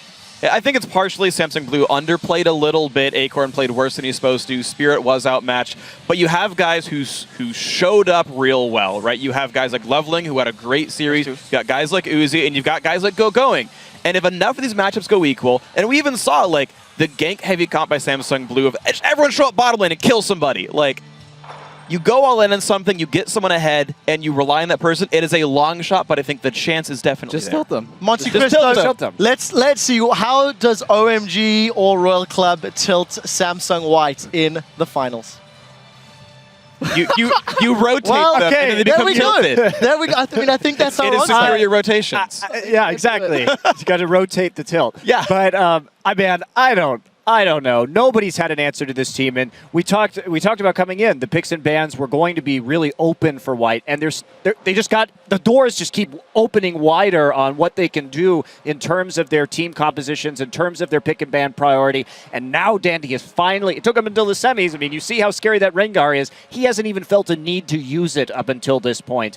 And where does it go from here? I honestly say that if Starhorn or OMG, like whichever one makes the finals, you have to believe that if they can win this World Championship, it would be one of the biggest upsets in League of Legends history. Well, I think on that one, we're just going to have to roll this one forward, guys, because tomorrow we will get our second best-of-5 semi-final between Chinese team Starhorn Royal Club and OMG. The winner of that match will take on Samsung White in the Sangam World Cup Stadium for the Summoners Cup and the title of World Champions. We'll start the finals at 3 p.m. local time with a 30-minute pre-game show. Then it's a special opening ceremony with the traditional Korean elements, the introduction of the teams, and a live performance of Warriors by the one and only Imagine Dragons. After that, the action begins as the finalists battle it out for the right to join Fnatic, Taipei Assassins, and SK Telecom T1K as world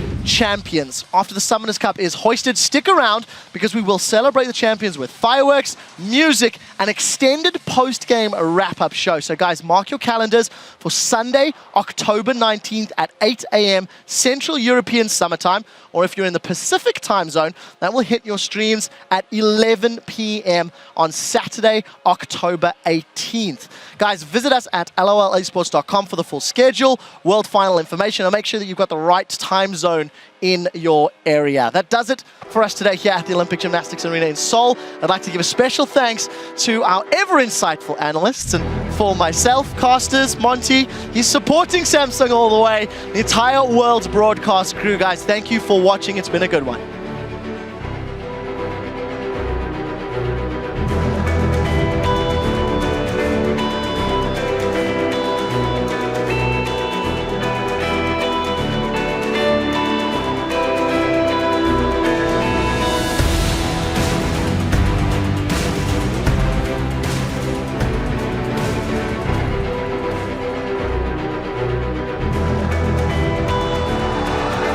There is so much history between these two teams, and I couldn't be more hyped up for this matchup. We have quite a game on our hands here today. He also has the intervention on. Pawn almost goes down here, but he gets the brush control. Denies the vision. Oh no, Looper gets going. Chain of Corruption did go out, but as soon as Looper is let out of that prison, he is just knocking down the walls. It has been an absolutely exquisite performance here by Samsung White. Now into the base, Dade goes down. Matza's gonna pick up doubles there. Tries to throw a tornado. Oh! He cuts him down out of the air. And Samsung White takes it to game 3, 2-0. Double kill coming in for Pawn. It doesn't matter what he's on. The team's ready and willing to continue the kills. Samsung White finally defeats Samsung Blue.